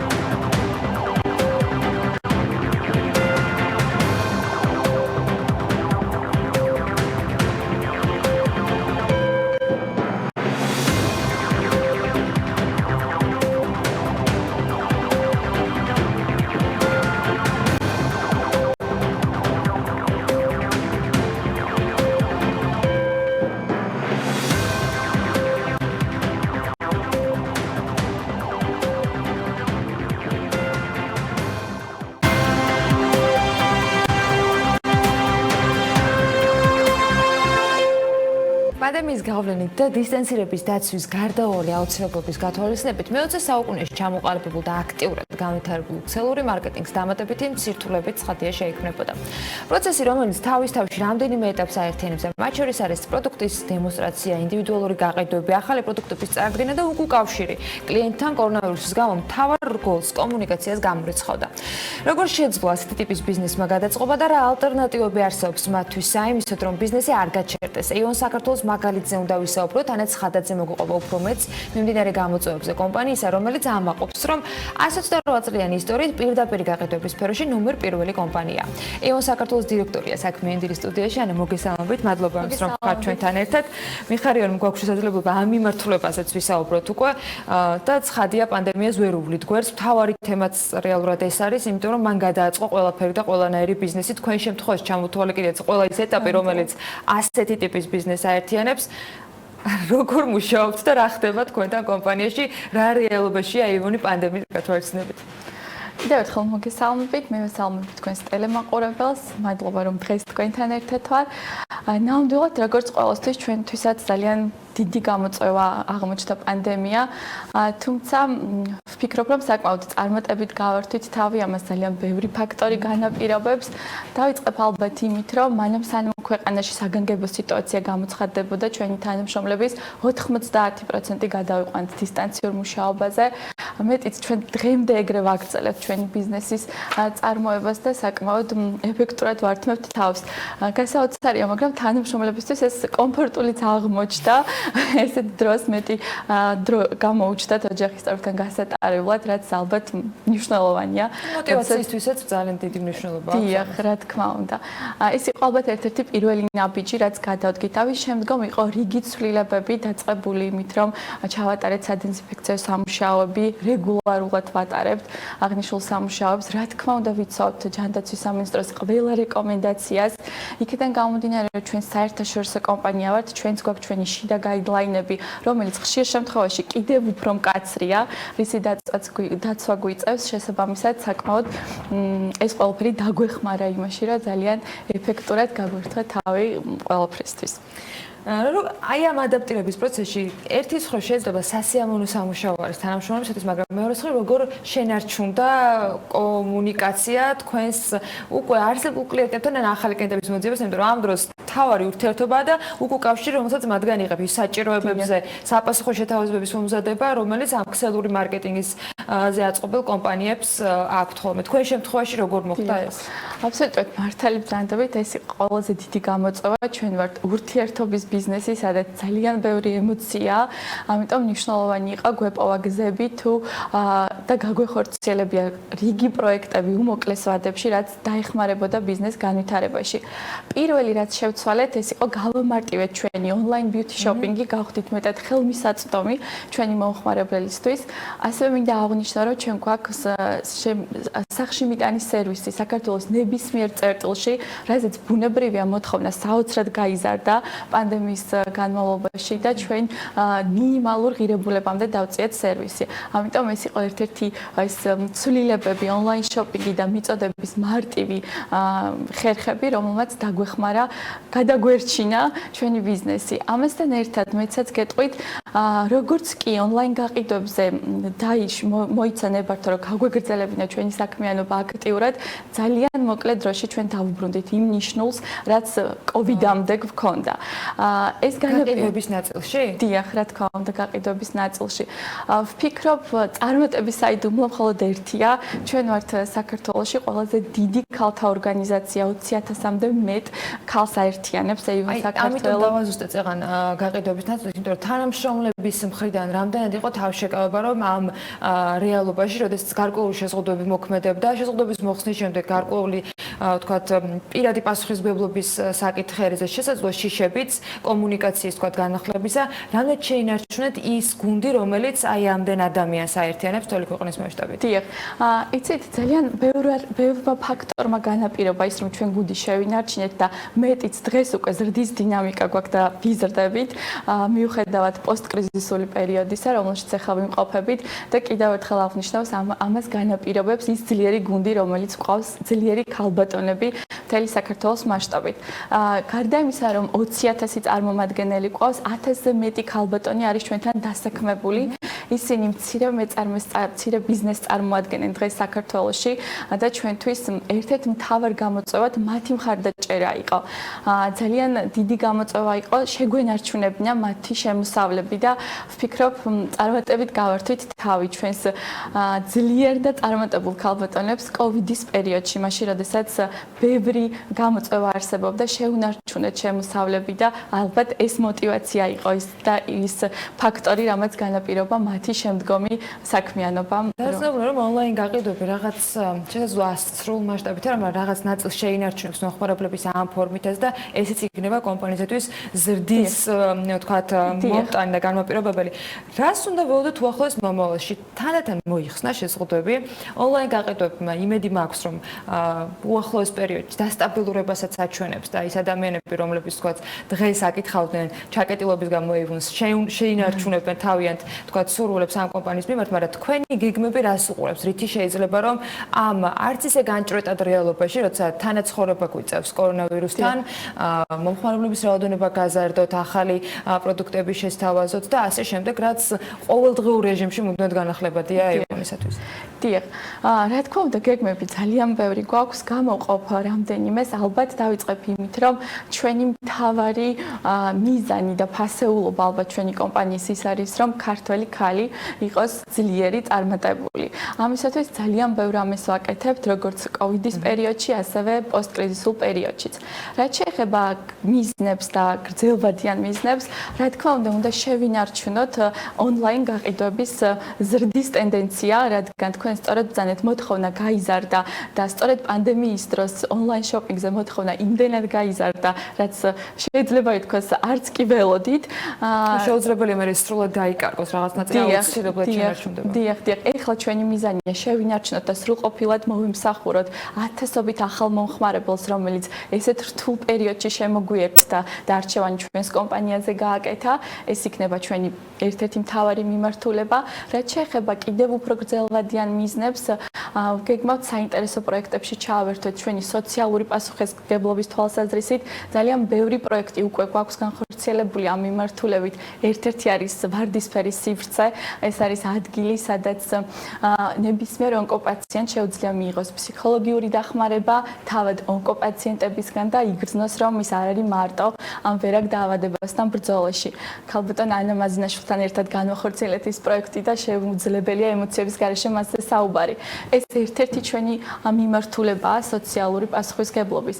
ასევე გეგმავთ ავიმაღლოთ ხმა გენდერული თანასწორობის წინააღმდეგ და ვფიქრობ, რომ ესეც ერთ-ერთი მიმართულება იქნება მომავალ წელს და ძალიან მალე დაგიბრუნდებით რიგი სიახლეებით ამ მიმართულებით.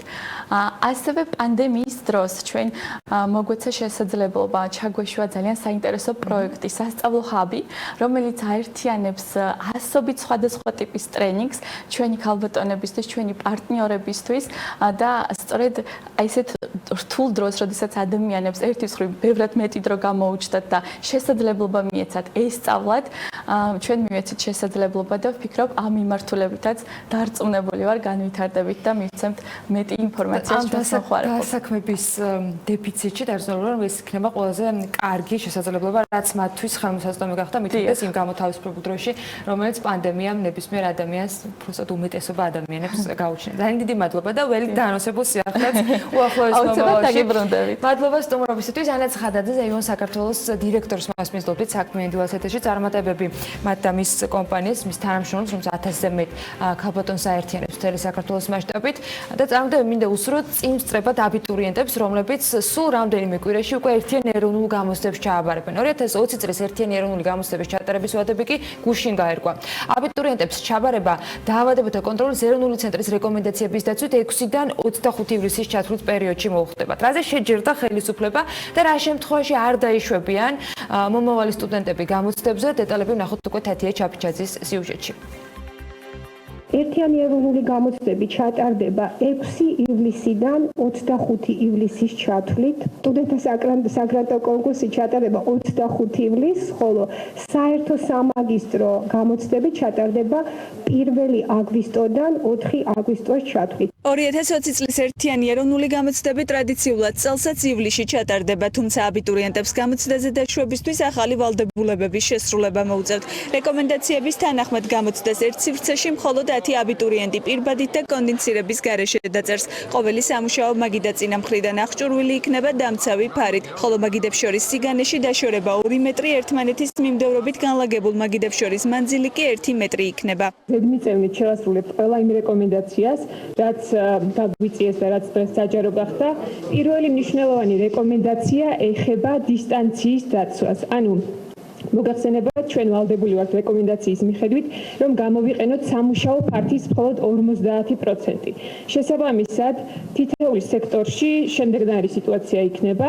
მერხებს შორის დაშორება იქნება, როგორც ის რეკომენდაცია არის 2 მეტრი და ჩვენ მოვახერხებთ, რომ 3 მეტრი ნახევარი იყოს სიგანეში ეს დაშორება, ხოლო ერთმანეთის მიმდევრობით განლაგებულ მერხებს შორის დაშორებას რეკომენდაცია არის 1 მეტრი და 1 მეტრზე ცოტა მეტი იქნება დაშორება. აბიტურიენტები გამოცდაზე თერმოსკრინინგის შემდეგ დაიშვებიან. რეკომენდაციების შესაბამისად მათ უნდა დაიცვან სოციალური დისტანცია და მითითების შემთხვევაში დაიმუშაონ ხელები ადგილზე განთავსებული სადეზინფექციო ხსნარით. იმ შემთხვევაში თუ კი გამოცდაზე მყოფი პირი რომელიმე რეკომენდაციას ორჯერ დაარღვევს, გამოცდიდან მოიხსნება.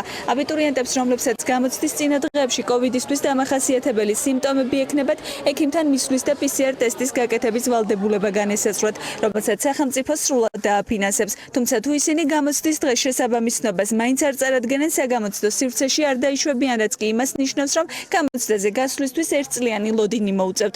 ხოლო ის აბიტურიენტები, რომლებსაც COVID-19-ისთვის დამახასიათებელი სიმპტომები აღენიშნებათ, თუმცა ტესტით ვირუსი არ უდასტურდებათ, გამოცდას იზოლირებულ ოთახში ჩააბარებენ. თუ გამოცდების დაწყებამდე და გამოცდაზე მისვლამდე აბიტურიენტი თავს შეუძლოდ იგრძნობს, ექნება ტემპერატურა მომატებული და უშუალოდ 2 დღით ადრე, 3 დღით ადრე, ამისთვის მზად იქნება პირველადი ჯანდაცვის ქსელი, რომ ესეთი აბიტურიენტი მიიღოს, ჩაუტარდეს შესაფერისი შეფასება ოჯახის ექიმის მიერ და საჭიროების შემთხვევაში PCR ტესტირება. თუ ამას ოჯახის ექიმი ჩათვლის საჭიროდ, რადგან 2-3 დღით ადრე ჩატარებული PCR ტესტირება ჩვენ საშუალებას მოგცემს უსაფრთხოდ გამოვრიცხოთ COVID-ის არსებობა. სახელმწიფო დღეს აკეთებს ყველაფერს, რომ ტემპერატურა ან ხველა ან სუნთქვის გაძნელება თუ დადასტურებული არ არის COVID ინფექცია, არ შეიქმნას ბარიერად ადამიანის აბიტურიენტის არ დაშვების. ჩვენ სახელმწიფო და კერძოდ დაავადებათა კონტროლის ცენტრი ამას, რა თქმა უნდა, ამ აბიტურიენტებისთვის უფასოდ, ანუ ყოველგვარი გადასახადის გარეშე ჩავატარებთ. მათ ამისთვის არ ექნებათ არავითარი, ვთქვათ, ფინანსური ტვირთი. წელს უსაფრთხოების ზომებიდან გამომდინარე საგამოცდო სივრცეები კონდიციონერით მხოლოდ სესიის დაწყებამდე გაგრილდება. სესიებს შორის პერიოდში კი ადგილზე სადეზინფექციო სამუშაოები ჩატარდება. ბაატა იმნაძე აბიტურიენტებს გამოცდაზე საკუთარი კალმით და ნაკლები ნივთებით მისვლის რეკომენდაციას აძლევს. კონდიციონერები იქნება იმუშავებენ იმ შენობებში გამოცდების დაწყებამდე, კონდიციონერები იმუშავებენ გამოცდებს შორის პერიოდში, მაგრამ თვითონ გამოცდის პერიოდში ფანჯრები იქნება ღია, ანუ იქნება უზრუნველყოფილი განიავება მაქსიმალური, რომ თავისი თქვათ კალანი მოიტანონ. და ნუ რა თქმა უნდა მაქსიმალურად შეზღუდული იქნება ნებისმიერი სხვა ნივთების შეტანა საგამოცდო სივრცეში. რა დაჯდება წელს ერთიანი ეროვნული გამოცდები ამ კითხვაზე განათლების სამინისტროში პასუხი არ აქვთ. ხოლო რაც შეეხება კითხვას ფორმატის ცვლილებასთან დაკავშირებით, მინისტრის მოადგილე ამბობს, რომ გარკვეული ცვლილებები დაგეგმილია და ამის შესახებ დეტალები საზოგადოებისთვის მოგვიანებით გახდება ცნობილი. მომავალი წლისთვის გარკვეული ცვლილებები იქნება, ამაზე ვმუშაობთ, მაგრამ ფორმატთან დაკავშირებით და თუ რა ცვლილებები განხორციელდება, რასაკვირველია მოგვიანებით მოგაწოდებთ ინფორმაციას. 55,000-ზე მეტი პირი გამოცდას 24 საგამოცდო სივრცეში ჩააბარებს. თითო საგანში გამოცდა საშუალოდ 1 კვირა გაგრძელდება. წინა წლების მსგავსად საგამოცდო ცენტრები თბილისში, რუსთავში, გორში, ახალციხეში, თელავში, ქუთაისში, ბათუმში, ზუგდიდში, ფოთში, ოზურგეთსა და ხულოში იქნება.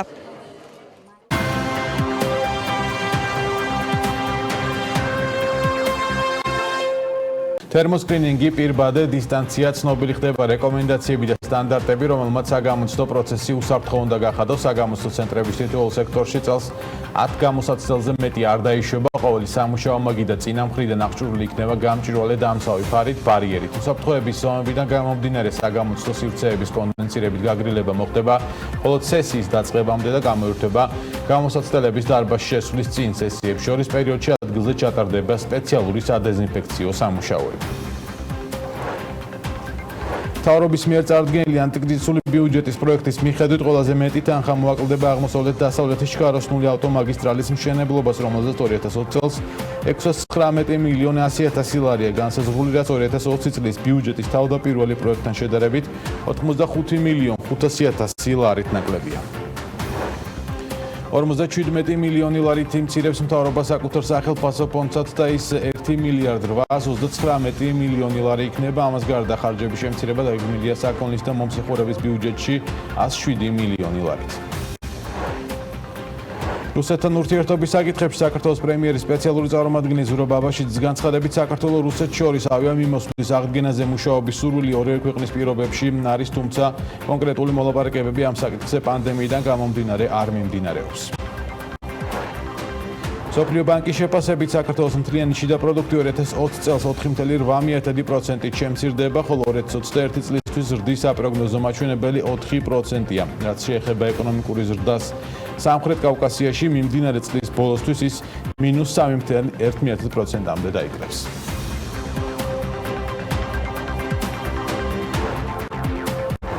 დილამშვიდობის 5G-ის რევოლუცია, ანუ ციფრული ხანის განბლოკვა, ასე ასათაურებს ვიზუალ კაპიტალისტის სტატიას, რომელიც ბოლო თაობის ინტერნეტს ეხება. აი მან გოში 1982 წლიდან დღემდე ინტერნეტის თაობების გაუმჯობესებაზე ყვება და წინამორბედ ინტერნეტ თაობებს 5G-ს ადარებს. ანურით განსხვავდება ბოლო თაობის ინტერნეტი დღევანდელებისგან, რომელსაც ახლა ჩვენ ასე აქტიურად ვიყენებთ. ნინი ლონგურაშვილი შემოგვიერთდება პირდაპირ ეთერში. ნინი, დილამშვიდობის გისმენთ. დილამშვიდობისა, ბექა, მივესალმები საქმიანი დილის მაყურებელს, რადგან შენც ახსენე, მივყვეთ მაშინ 1982 წლიდან, თუ რა ცვლილებებს განიცდიდა უკაბელო ინტერნეტი. 1982 წლიდან 1990 წლამდე არსებობდა ეგრეთ წოდებული 1G უსადენო ინტერნეტი, რომელიც მხოლოდ ხმოვანი ზარის განხორციელების ფუნქციას ასრულებდა. ამ დატვირთვას კი მას მონაცემთა გამტარობისათვის 1.9 კილობაიტი მიჰქონდა. 1990 წლიდან ინტერნეტი მსოფლიო ქსელში ერთვება და ხარისხი 2G-მდე უმჯობესდება. იმ დროს 2G იძლეოდა საშუალებას მომხმარებლებს გაეგზავნათ ხმოვანი ზარი, ასევე ფოტოსურათი და მულტიმედიური შეტყობინება, ანუ ეს არის SMS-ი და MMS-ი. მონაცემთა გამტარობა ამ დროისათვის დაახლოებით 500 კილობაიტი იყო. შემდეგ მოდის უკვე 2000 წლიდან 3G-ის ხანა, რომლის განმასხვავებელი წინამორბედებისგან იყო ის, რომ მისი სიმძლავრე მეგაბაიტებს წუდებოდა და სწორედ აქედან იწყება სმარტფონების ეპოქაც. რადგან 3G მოგცა მაშინ საშუალება ონლაინ სივრცეში გადაკვენაცვლა. 2010 წლიდან უკვე 4G-ის ეპოქა და ერა იწყება. კარგად ნაცნობი 4G და ეგრეთ წოდებული LTE გვაძლევს საშუალებას მაღალი ხარისხის ვიდეოს ჩვენების და ცხადია ამასთან ერთად აერთიანებს ყველა იმ დანარჩენს, რაც მის წინამორბედებს ჰქონდათ. 2019 წელი უკვე 5G-ის პრეზენტაციის წელი არის. პირველი ქვეყანა, რომელიც 5G-ის გამოყენებას აქტიურად იწყებს, ეს არის სამხრეთ კორეა. მას მოსდევს შემდეგ უკვე ჩინეთი, რომელმაც 50 ქალაქში გაავრცელა 5G-ის მოხმარება. შემდეგ ამერიკის შეერთებული შტატები და დიდი ბრიტანეთი. ეწევიან ქვეყნების სიას ნელა, მაგრამ მიყვებიან ევროპის სხვადასხვა ქვეყნებიც.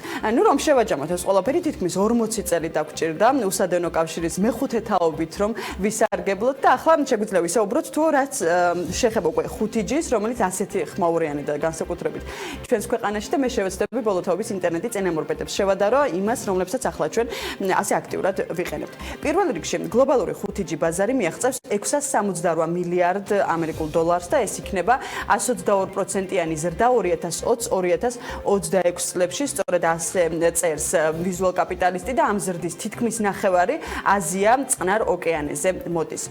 ახლა უკვე რაც გარა განასხვავებს მას 4G-სგან, ცხადია 5G უფრო სწრაფი და მაგალითისათვის რომ ვთქვათ და წარმოვიდგინოთ თუ 4G-ის შემთხვევაში საშუალო ფილმის ჩამოსატვირთად გვჭირდება დაახლოებით 6 წუთი, 5G-ის შემთხვევაში უკვე სიჩქარე იზრდება და ფილმის ჩამოსაწერად 20 წამზე ამაზე ნაკლები დრო დაგჭირდება. ამასთან 5G-ის შემთხვევაში შეგვიძლია 10-ზე მეტ მოწყობილობას ერთდროულად დავუკავშირდეთ შეფერხების და სიჩქარის დაგდების გარეშე. ასევე ის იმუშავებს შეფერხების გარეშე, მაშინ როცა A წერტილიდან B წერტილამდე ვაგზავნით მონაცემებს და ბოლოთაობის ინტერნეტით ეს მოხდება მყისიერად. ყოველგვარი დაბრკოლებების გარეშე. ჯამში 5G 2020 წლიდან გვპირდება, რომ საკმაოდ ბევრი ინდუსტრიას დაეხმარება, გარდა მომხმარებლებისა, რომლებიც ასე სწრაფად გამოიყენებენ უსადენო ინტერნეტს და პირველი ეს არის ტრანსპორტი. 5G ახალი თაობის ავტომობილებისათვის უფრო უსაფრთხო და სწრაფი იქნება 5G-ის საშუალებით შესაძლებელი გახდება ავტომობილები დაუკავშირდეს გარეგანათების სისტემებს, სახლს, სხვა ავტომობილებს და მისი საშუალებით საცობის თავიდან არიდებაც კი იქნება შესაძლებელი. ეს კი ინდუსტრიას 2030 წლისათვის 170-დან 280 მილიარდიან მოგებას მოუტანს. კიდევ ერთი სფერო, რომელშიც 5G გამოიყენება, ეს არის წარმოება.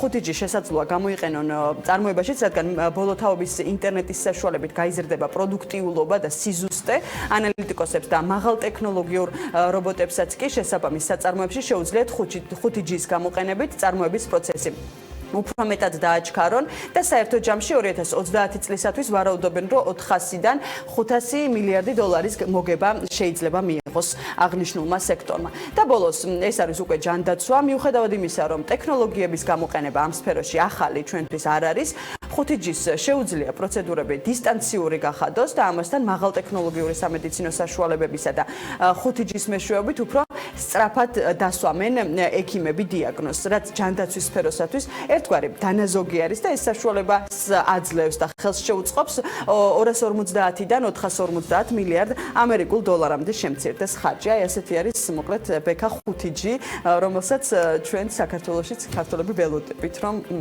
ესე ვთქვათ, დაგვფაროს ინტერნეტი. მადლობა ნინი.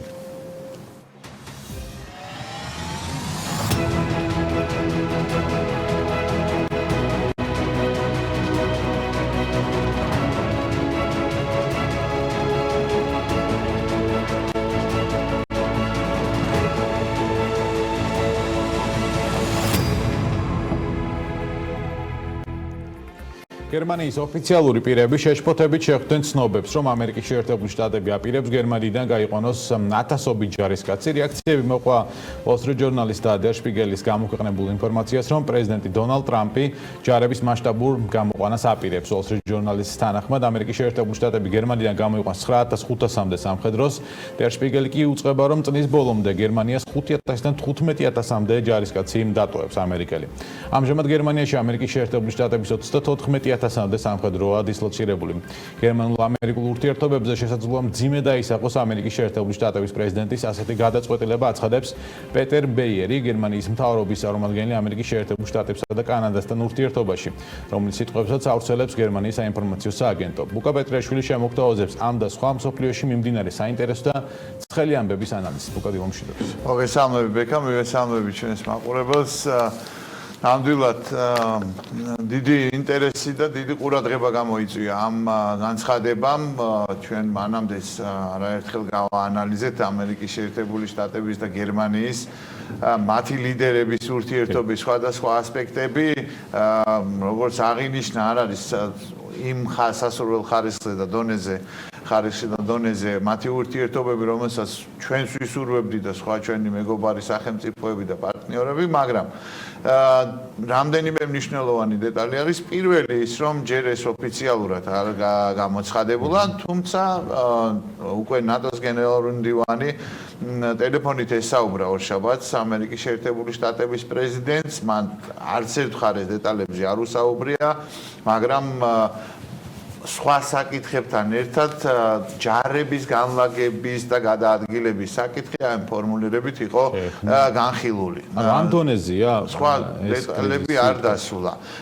რომ ჯარების გაყვანაზე მიიღეს. ჯარების გაყვანა აქ სამხედროების. ამ თემიდანაც მე მინდა ძალიან ხაზგასმით აღვნიშნო ძალიან, რომ 35000 კონტინგენტიდან 9500 ჯარისკაცის სამშობლოში დაბრუნება თუ სხვაგან გადაყვანა და დისლოცირება უსაფრთხოების თვალსაზრისით ამინდს არ ცვლის არც ერთ შემთხვევაში. ნამდვილად იმ პერიოდში, როდესაც იყო გერმანიაში 35,000 სამხედრო მოსამსახური ამერიკის შეერთებული შტატების წლების წინ არ იყო კონტინგენტები, ნატოს კონტინგენტები ბალტიის ქვეყნებში, პოლონეთში, სხვა მნიშვნელოვან პუნქტებში, მაგრამ 2014 წლის შემდეგ რეალურად მათი განლაგება, მათი პატრულირება და მათი ადგილზე, ჰაერზე, ზღვაში და ხმელეთში ყოფნა გაძლიერდა მნიშვნელოვნად სხვა ქვეყნებში. შესაბამისად, გერმანიის ბაზების, ესე ვთქვათ, შეთხელება, შემცირება უსაფრთხოების არქიტექტურაში მნიშვნელოვან ცვლილებას არ შეიტანს. სამაგიეროდ პირველი თუ ეს კონტინგენტი სრულფასოვნად გადავა დაბრუნდება სახში დონალდ ტრამპისთვის საარჩევნო კუთხით მნიშვნელოვანი იქნება ჯარისკაცების დაბრუნების, სამშობლოში დაბრუნების პოლიტიკის გაგრძელების თვალსაზრისით ძალიან სერიოზული ნაბიჯი იქნება და ასევე ჩნდება ინფორმაციები მასთან დაკავშირებით, რომ პოლონეთი, რომელიც ნატოს წევრიც არის და ევროკავშირისაც, მაგრამ აქვს განსაკუთრებული ორმხრივი ურთიერთობები ამერიკის შეერთებულ შტატებთან, ძალიან სერიოზულად მუშაობს იმაზე, რომ სრულფასოვანი ამერიკული ბაზა გაიხსნას და დაფუძნდეს პოლონეთში. და მას უკვე სახელიც აქვს მისთვის მოფიქრებული ფორტ ტრამპის შეენება დაარქვან, თუ კი ასეთი იქნება. ნატოს სამშვიდობო, ესე ვთქვათ, და უსაფრთხოების ოპერაციის უზრუნველყოფის ფარგლებში პოლონეთში უკვე არის განთავსებული მნიშვნელოვანი კონტინგენტი 1000-მდე, რამდენიმე ასეულს 700-800 სამხედრო მოსამსახური მუდმივად იმყოფება ამერიკის შეერთებული შტატების პოლონეთში, მაგრამ ეს არ არის ის განცალკევებულად აღებული სრულფასოვანი ორმხრივი უსაფრთხოების კონტექსტში ამერიკის შეერთებული შტატების ბაზა. სხვათა შორის დონალდ ტრამპი ძალიან სერიოზულად განიხილავს და მისი ადმინისტრაცია სერიოზულად განიხილავს პოლონეთში ამერიკის შეერთებული შტატების ბაზის დაფუძნების საკითხს. რომ დაუბრუნდეთ ამერიკის შეერთებულ შტატებსა და გერმანიას შორის ურთიერთობებს, პრობლემური საკითხები ნამდვილად არის, რომელსაც შემდეგ თემაში შევეხებით აუცილებლად. პირველი ეს არის Nord Stream 2-ის მშენებლობა, ასევე ჩვენ ადრეც ვისაუბრეთ, რომ ეს არის ტარიფების საკითხი, ცოტა ხნის წინ გახმიანდა სხვათა შორის ასევე ამერიკის შეერთებული შტატების ადმინისტრაციის ერთგვარი გაფრთხილება, მოდით ესე ვთქვათ, დიპლომატიური ფორმულირებით, რომ ამერიკულ კიბორჩხალაზე თუ დაწესდება ევროპაში ტარიფები, შემხვედრად ამერიკის შეერთებული შტატები ისევ დააწესებს ევროპულ და მათ შორის გერმანულ პროდუქციაზე ტარიფებს. სატარიფო დისპუტების და სატარიფო ომების თემა არ წყდება ისევ და ისევ, რა თქმა უნდა, და რაც ძალიან მნიშვნელოვანია, ბუნებრივია ამერიკის შეერთებული შტატების და გერმანიის საკითხის გარკვევა, მოდით ესე ვთქვათ, ნატოს შიგნით დაფინანსებასთან დაკავშირებით, ეს ძალიან მნიშვნელოვანი თემა. გარდა ამისა, გერმანიაში სულ უფრო ხშირად გაისმის ასეთი განცხადებები, რომ გერმანიის ასეთი დამოუკიდებლობა, ასეთი ავტონომია ამერიკის ამჟამინდელი ადმინისტრაციისთვის მიუღებელია და ნაკლებად სასურველია, ამიტომაც ამერიკის შეერთებული შტატები ცდილობს, რომ რაღაცა ზემოქმედება მოახდინოს, რაღაცა უფროსი ძმის როლი ითამაშოს. ამ დროს ამერიკის შეერთებული შტატების ადმინისტრაციას ასევე არ აქვს კეთილგანწყობა, იმიტომ რომ მერკელი კონკრეტულ თემებთან დაკავშირებით ღიად აკრიტიკებს ტრამპს და მის ადმინისტრაციაში ფაქტიურად ჩამოყალიბებული არიან, რომ მერკელის ოფისი და ამჟამინდელი გერმანიის ხელმძღვანელობა მიესალმება და სხვათა შორის არა მარტო გერმანიის, მიესალმება თუ კი ამერიკის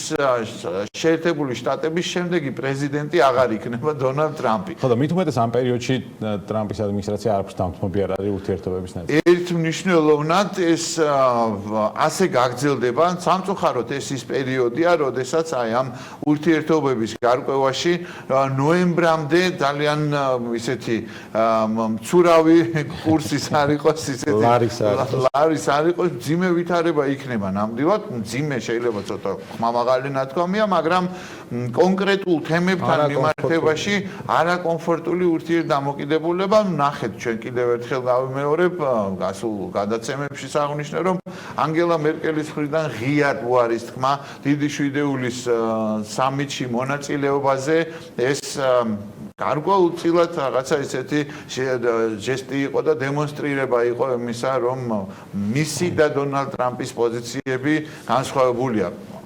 უკეთესი იყო, გაცილებით უკეთესი იყო დონალდ ტრამპის წინამორბედის ბარაკ ობამას და ანგელა მერკელის ურთიერთობები, მაგრამ ისიც არ იყო იდეალური, იქაც იყო კრიტიკული მომენტები, მწვავე სიტუაციები მოსმენებთან დაკავშირებით და ასე შემ სკანდალური ამბებიც ხდებოდა მაშინაც, მაგრამ მაინც უფრო სხვა ხარისხში იყო აყვანილი გერმანია ამერიკის შეერთებული შტატების ურთიერთობები. ბარაკ ობამას ადმინისტრაციის წარმომადგენლები ამბობენ, რომ როდესაც ევროპასთან რაიმეს შეთანხმება, გარკვევა სურდა პრეზიდენტ ობამას, ის ყოველთვის პირველი ტელეფონს იღებდა და ანგელა მერკელს ურეკავდა და მისგან იწყებდა ამ სიტუაციების გარკვევას და მოწესრიგებას და დარეგულირებას. Nord Stream 2 ახსენე, ახალი სანქციები დარეგისტრირდა, რას მოიცავს ახალი სანქციები?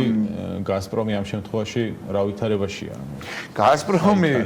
გაზპრომი შოქშია, შეიძლება ითქვას, მას მერე რაც მილსადენის გამყვანი გემი აკადემიკ ჩერსკი გადაიყვანეს ნახოთკიდან, ჩავიდა როგორც იქნა გერმანიის ტერიტორიულ წყლებში და სულ რაღაც 160 კილომეტრი არის საერთო ჯამში ორივე მიმართულების ამ მილსადენს ორი შენაკადი აქვს და შესაბამისად თითოეულზე 80 და 75 კილომეტრი სამუშაოებია ჩასატარებელი, მაგრამ ახსოვს ყველას კარგად და ჩვენს ბევრი ვისაუბრია ამაზე და დაგვიწერია არაერთხელ ბლოგებში, რომ შემოვიდა ძალიან მნიშვნელოვანი სანქციები დაუწესდა დეკემბერში, ამის გამო შვეიცარიულმა კომპანიამ გაიყვანა თავისი მილსადენის გამყვანი სპეციალური მცურავი საშუალება და ამის მოუწია ჩანაცვლება. ეხლა ახალი სანქციები დამატებით გულისხმობს ამ მცურავი საშუალებისთვისაც და მისი მფლობელისთვის უკვე შეზღუდვების დაწესებას და სანქციების ქვეშ მოხვედრებას. ამიტომ გაზპრომის შვილობილმა კომპანიამ, რომელზეც სახელზეც იყო რეგისტრირებული ეს აკადემიკ ჩერსკი, უკვე სასწრაფოდ გადარეგისტრირა, გადააფორმა ეს მიღებული იყო ტაქტიკური გადაწყვეტილება, ბუნებრივია, რომ სამარის თერმული ენერგიის საკუთრების ფონდის, ესე ვთქვათ, ანგარიზე დარეგისტრირდა და სახელზე დარეგისტრირდა ეს გემი. მაგრამ ეს არ არის მაინც ყველაფერი, ყველა ცუდი ამბავი გაზპრომისთვის. ამ გემის შეყვანით კითხვის ნიშნის ქვეშ დადგა დანიის მიერ გაცემული ნებართვის რელევანტურობა ამ გემთან მიმართებაში. დანიის მხარემ უკვე მოითხოვა სათანადო ინფორმაცია არის თუ არა აღჭურვილი სრულფასოვნად ეს გემი, იმით აუცილებელი საშუალებებით, რომ უსაფრთხოდ ჩაატაროს ეს სამუშაოები, არ დააზიანოს ეკოლოგია და იქ ასევე არის მეორე მსოფლიო ომის დროინდელი ნაღმები და არ დაიწყოს იქ აფეთქებები და ასე შემდეგ. ეს კიდევ მეორე მნიშვნელოვანი საკითხი და მესამე ასევე ძალიან სერიოზული დამაბრკოლებელი თემა ასევე იქნება თუ კი მაინც ეს აკადემიკ ჩერსკის მეშვეობით გაზპრომი მოახერხებს და დაასრულებს ამ დასრულებული მილსადენის ხელშეკრულებით არის ეს გათვალისწინებული რევიზია, ანუ სერტიფიცირება, რომ ის შეესაბამება ევროპულ და საერთაშორისო სტანდარტებს, უნდა გასცეს ნორვეგიულმა კომპანიამ. ამ ნორვეგიული კომპანიის მიერ ამ სერტიფიცირების განხორციელება სანქციების შემოღების შემთხვევაში წარმოუდგენელი იქნება, გამორიცხული იქნება, შესაბამისად შეიძლება საჭირო გახდეს ისევ ახალი ახალი სასერტიფიკაციო კომპანიის შერჩევა, რომელიც ეს რეალურად მოითხოვს თვეებს თუ არა წლებს. ანუ სტრატეგია თქვა, რომელიც მოიცავდა იმას, რომ Nord Stream-ის მშენებლობა შეფერხებულიყო პრობლემა. ანუ ეს სტრატეგია მიდის ნაბიჯ-ნაბიჯ. ხო, რეალურად თუ დროში გაიწელა, ვარაუდობთ რაღაც 3-დან 5 თვემდე იქნებოდა, მაგრამ უფრო გაიწელა. უფრო გაიწელება, აუცილებლად უფრო გაიწელება და როგორც გასულ გადაცემებშიც აღნიშნე, გაზპრომს ევროკავშირის მიერ შემოღებული რეგულაციის შედეგად არ ექნება შესაძლებლობა, რომ თვითონ იყოს მომპოვებელიც, თვითონ იყოს მიმწოდებელიც და თვითონ იყოს ესე ვთქვათ შემოსავლის მიმღებიც. ანუ ამ სამი ფუნქციის გადანაწილება იქნება აუცილებელი. ტრანსმისია, მოპოვება აუცილებლად დაჭირდებათ მათ კონკრეტული კომპანიები, რომლებიც ამას გაყიდიან და იქიდან მიიღებენ შემოსავალს და ეს შეიძლება იყოს გერმანულ, რუსული ერთობლივი კომპანია, მაგრამ უფრო მაინც საუბარი იქნება საბოლოო ჯამში რეალური მესამე მხარის, ანუ არ რუსეთის და გაზპრომის არ მონაწილეობით ისეთი ევროპული კომპანიის შერჩევაზე. ანუ ამერიკის შეერთებული შტატების და მისი პარტნიორების, ევროპელი პარტნიორების სტრატეგია მიზანმიმართულად მიდის იქითკენ რომ სულ მცირე შეფერხდეს და საუკეთესო შემთხვევაში ცოტა რთულად წარმომიდგენია გულწრფელად რომ გითხრათ რომ 11 მილიარდიანი პროექტი რომელშიც სხვათა შორის ევროპულ კომპანიებსაც აქვს სერიოზულ ევროპულ სანავთობო და გაზის კომპანიებს აქვს მნიშვნელოვანი წილი და მნიშვნელოვანი ინვესტიცია განხორციელებული საბოლოო ჯამში არ შესრულდეს მაგრამ ამერიკის შეერთებული შტატების ეს სტრატეგია რომ რაც შეიძლება მეტად გაიწელოს და დროში გაიწელოს და შეფერხებები და სირთულეები შექმნას გაზპრომს ეს მუშაობს ბოლო იყო რა თქმა უნდა ყველასთვის კარგად ცნობილი ტედ კრუზის და ჯინ შაჰენის ასევე კარგად ცნობილი სენატორების მიერ ერთობლივად დარეგისტრირებული ორპარტიული მხარდაჭერა აქვს ანუ სრული მხარდაჭერა აქვს ამერიკის შეერთებული შტატების კონგრესში ახლა საქმე იმაში არის შეძლებენ თუ არა დაჩქარებულ რეჟიმში არსებულ ვითარებაში რაც არის დღეს მდგომარეობით ამერიკის შეერთებულ შტატებში ამ კანონმდებლობის მიღებას მანამდე ვიდრე თქვათ ეს საქმიანობას დაიწყებს და მიიყვანს ამ მილსადენის შენებლობას ბოლო. ამ მილსადენის თემებს კიდე დაუბრუნდებით ჩვენ იმიტომ რომ ეს პროცესები გაიწელება დროში.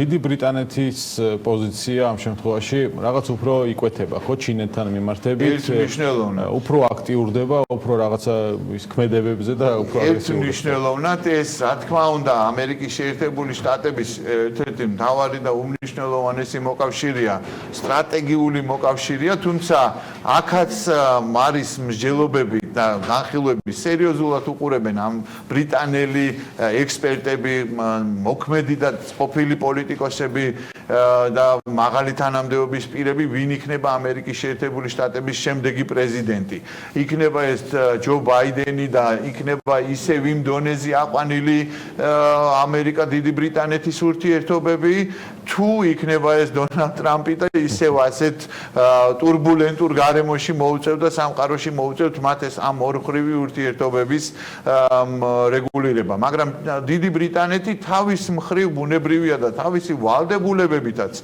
ვინაიდან მაგალითად ჰონკონგთან მიმართებაში დიდმა ბრიტანეთმა გადასცა ჩინეთს თავისი ყოფილი კოლონია და ამიტომ გარკვეული და სერიოზული ვალდებულებები აქვს აღებული მისი დემოკრატიულად განვითარების და მისი უსაფრთხოების უზრუნველყოფის თვალსაზრისით. ამიტომაც დიდი ბრიტანეთის პრემიერ-მინისტრის მიერ გახმიანებული ინიციატივა რომ თუ ეს უსაფრთხოების კანონმდებლობა მიღებული იქნება ის მზად იქნება რომ 3 მილიონ ჰონკონგელს მიცეს ამ დიდი ბრიტანეთის მოქალაქეობა და დიდი ბრიტანეთში ცხოვრების სამართლებრივი უფლება ძალიან მძიმედ და მწვავედ იყო აღქმული და მიღებული ჩინეთის მხრიდან და ეს როგორ არის როგორც საშინაო საქმეებში.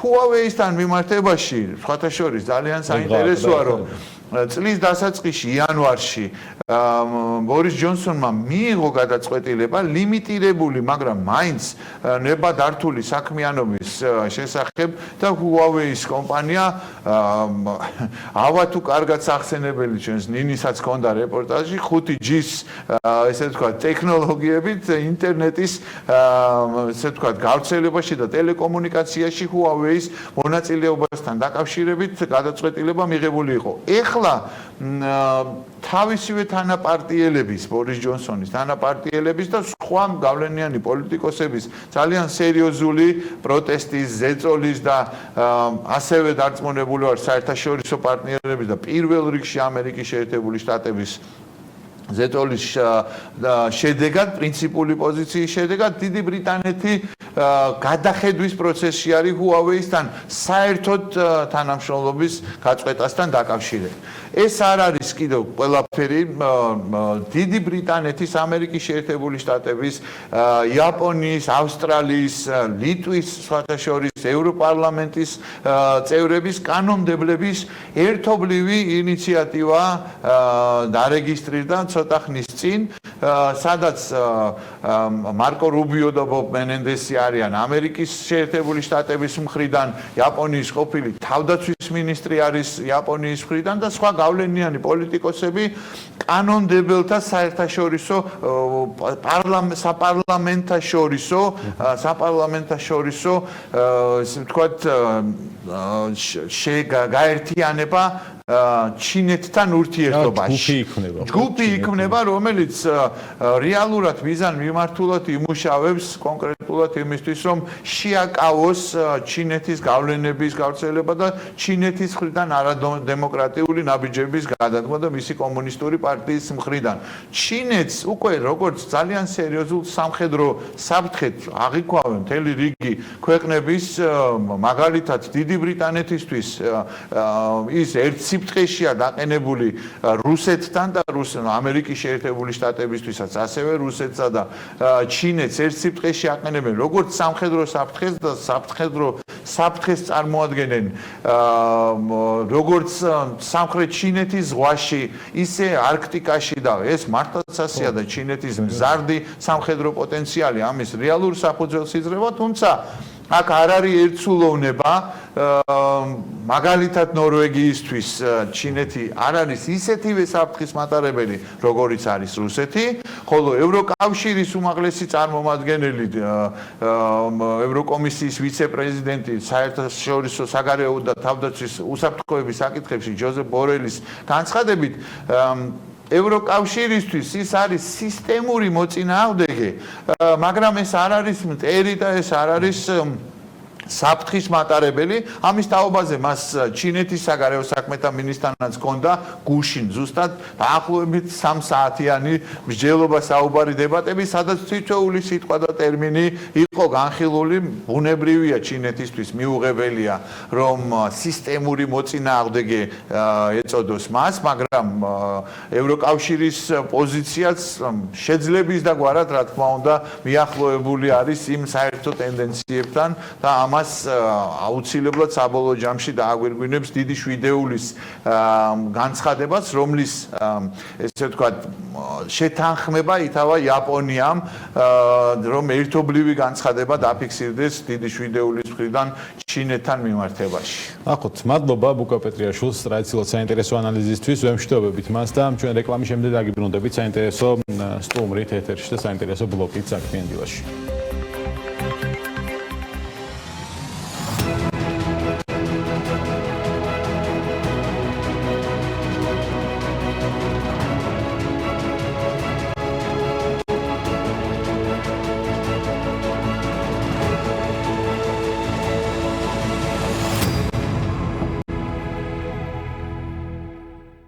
საქმიანი დილის ბოლო ბლოკით ბრუნდებით ეთერში და ეს ბლოკი არ უნდა გამოგრჩეთ, რადგან ფერმერთა ასოციაციის თავმჯდომარე ნინო ზამბახიძე ძალიან საინტერესო სტუმარს მასპინძლობს ელჩი ქვეყნიდან, რომელიც უამრავ პროექტს სხვადასხვა მიმართულებით ახორციელებს საქართველოში.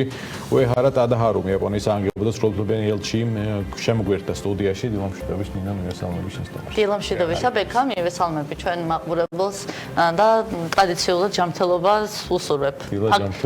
დილა ჯანმრთელობისა. So, Your Excellency, it's a really great privilege and honor to host in our TV program, and I really want to take the opportunity and thank Japanese government, Japanese embassy to Georgia, and the taxpayers for the support that Georgia gets year by year from them. And while you're in my studio, it means that we're going to talk about the agriculture. So, first question is why Japan is so successful in agriculture? Well, first of all, thank you very much, Nino. I'm very happy to be here. I'm not the agricultural expert. მე არ გახლავარ სოფლის მეურნეობის ექსპერტი. I started without But anyway, I tried my best. And the other day that we could have a chance to discuss the various issues. And I was really impressed by your effort to vitalize agricultural sector. So I want to introduce some of the Japanese development. იაპონიაში განვითარება და აქ როლს თამაშობს ჯაიკა, მნიშვნელოვან როლს თამაშობს ჯაიკა და მოხარული ვარ რომ აი წარმოვადგინო And back to your questions. I think we had many challenges. And quite recently, that agricultural population is decreasing, and still Japan haven't yet fully responded to this kind of.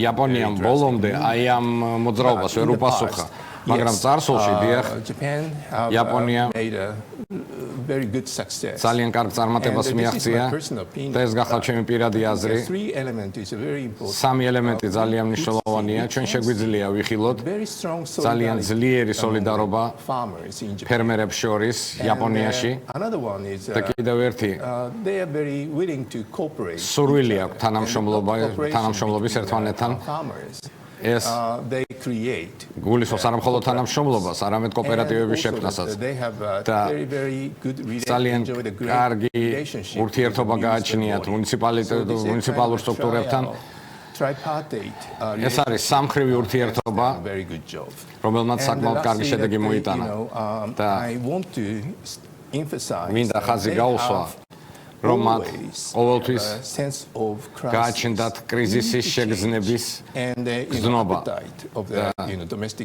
ჩვენ უნდა შევცვალოთ მადა ადგილობრივი ბაზრისა, იმიტომ რომ მომხმარებელი იცვლება და ჩვენ იმპორტირება მოვახდინეთ ბევრი სოფლის მეურნეობის პროდუქტისა. საჭიროა კონკურენცია, საჭიროა ცვლილება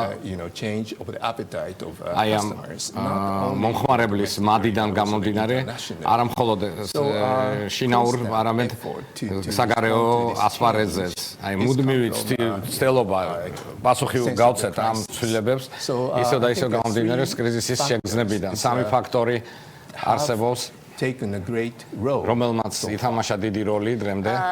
Your Excellency, Ambassador, თქვენ აღმატებულებო ბატონო ელჩო, თქვენ იმყოფებით უკვე რამდენიმე წელია საქართველოში? 3 წელი. Less than 3 years, but I think it's more than enough to understand. მაგრამ უფრო საკმარისია ეს იმისთვის, რომ ქართული კულტურაში ჩაწვდო, რომ ქართული კულტურას გაგებოთ. მინდოდა თქვენი ხედვა, როგორ ხედავთ საქართველოს განვითარებას, საქართველოს აგრიტურიზმის განვითარებას. მე ვიცი, რომ თქვენ მოგზაურობთ და საქართველოს სიმშვენიერეს იკვლევთ. ანუ როგორ ხედავთ ამას ყველაფერს? წლიდან წლამდე ჩვენ ვფიქრობთ, რომ ეს ყველაფერი შეიცვალა და ძალიან მნიშვნელოვანია მოусმინოთ თქვენ დამოკიდებულებას. საქართველოს ძალიან ლამაზი ქვეყანაა, ძალზედ მიყვარს იგი. და ისევე როგორც იაპონიას ძალიან დიდი გამოწვევები გვაქვს, რომელიც მოსაგვარებელია და ერთ-ერთი ყველაზე მნიშვნელოვანი გამოწვევა საქართველოსთვის გახლავთ როგორ არა მხოლოდ ფერმერები, არამედ როგორ შეიქმნას ბიზნეს ინდუსტრია კონკურენტუნარიანი. თქვენ ექსპორტი უნდა მოახდინოთ პროდუქტების საერთაშორისო ბაზარზე და თუ თქვენ meaningful supply chains მიწოდების ჯაჭვის, კონიურული ჯაჭვის ნაწილი იქნებით, თქვენ გეყოლებათ პარტნიორები აი ამ მიწოდების ჯაჭვში. ეს არა მხოლოდ საქართველოს ეხება, საქართველოს წარმოების hubs. ეს გახლავთ კომბინაცია ჩინურ წარმოებას parts come from this. საიდანაც შემოდის სხვადასხვა პროდუქტი და საქართველოს წარმოებლისა. You need to be competitive. ანუ კონკურენტუნარიანი უნდა იყოთ და უნდა ხარისხზე მიწოდების თარიღებზე და რაოდენობაზე უნდა იყოთ მკაცრად პასუხისგებელი. აი ესეთი აგრესიული მიდგომა უნდა იყოს ხარდაჭერილი საქართველოში. თუ საქართველოს სურს განვითარდეს და წარმატებას მიაღწიოს. ხედავთ პოტენციალს აგრეტურიზმში. რა თქმა უნდა, მე მქონდა საშუალება მე საუბრა კოლეგასთან ტოკიოში, კოლეგებთან. ჯაიკას ხარდაჭერა ტექნიკური ხარდაჭერის პროგრამა ახლა იწყება. ჩვენი შეზღუდული ცოტა გაგვაჩნია, თუმცა ისინი მათ ძალიან აინტერესებთ საქართველოს ლობიოს პროდუქტი. არა ღვინო, არამედ ლობიო. And the Japanese beans, of course, we use a kind განსხვავებით ქართული ლობიოსგან იაპონური ლობიო taste for dinner or supper. სადილად და ვახშმად მივირთვევთ ხოლმე, მაგრამ აი ეს ლობიოს კულტურა ძალიან მნიშვნელოვანია თქვენთვის. კბილი ლობიო ძალიან მნიშვნელოვანია. მაღალი ხარისხის ორგანული კბილი ლობიო და ტოკიოელებს უნდათ მონახონ ქართული მაღალი ხარისხის ლობიო, რათა მოხდეს იაპონური კბილი ლობიოს ინოვაცია. ანუ ნახეთ რა ხდება საქართველოში აინტერესებთ არა ღვინო, არამედ კბილი ლობიო. და ბოლო კითხვა ბატონო ელჩო, რა მხარდაჭერას იღებს საქართველოს მთავრობიდან, იაპონიის მთავრობიდან, იმიტომ რომ ვიცით სხვადასხვა საელჩოები მუშაობენ საქართველოს ხარესთან და ძალიან საინტერესო იქნება მოსმენელებისთვის აღმოაჩინოთ თუ რა მხარდაჭერას იღებს საქართველოს იაპონიიდან. საქართველოს გააჩნია არა სოფლის, ხოლო სოფლის მეურნეობის სექტორი, არამედ საქართველოს ძალიან დიდი მხარდაჭერა აქვს უცხოეთიდან დონორების თვალსაზრისით და განსაკუთრებით იაპონური პოზიციიდან ჩვენ სურს გავამხნევოთ ქართველი ფერმერები, უნდა გავაძლიეროთ ისინი მათი ბიზნეს სულისკვეთება რაც შეიძლება. იაპონური წარმატების მოდელიც მნიშვნელოვანია აქ. და საქართველოს იაპონიას წარმატებისკენ მიდის და დრო იცვლება. საჭიროა მოვახდინოთ ადაპტირება ახალი გარემოსადმი. ყველაზე მნიშვნელოვანი რამ ეს გახლავთ გაძლიერება. ეს ძირითადი გაგება. ამის გარეშე წარმატებას ვერ მიაღწევთ. თუ წარმატება გსურთ, ეს იქნება მოკლე პერიოდი, მაგრამ თუ მუდმივად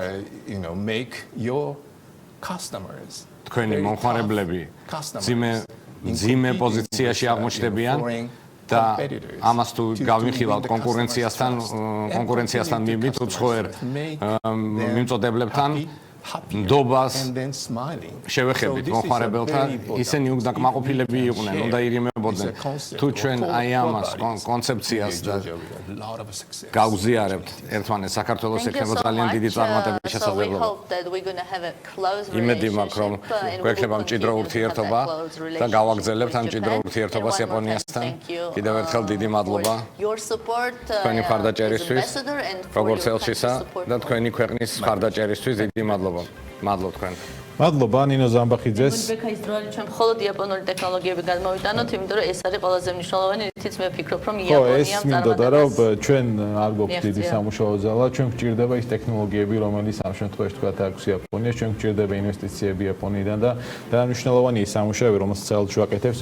გარემოს დაცვის მიმართულებითაც ძალიან მნიშვნელოვანი პროექტები იყო, რომელიც იაპონიის მხარემ დააფინანსა და იმედია, რომ ეს მხარდაჭერა გაგრძელდება. ნინო ზამბახიძე, საქართველოს ფერმერთა ასოციაციის თავმჯდომარე იყო საქმიანი დილის ბოლო ბლოკში, რომელმაც უეჰარა დადაჰაროს იაპონიის საანგებო და სრულუფლებიან ელჩს შრომას მიძლა საქართველოში. ჩვენ საქმიანი დილას ამით ვასრულებთ. საქმის კურსს ეთერებში ვხვდებით ერთმანეთს დღის განმავლობაში. ნახვამდის.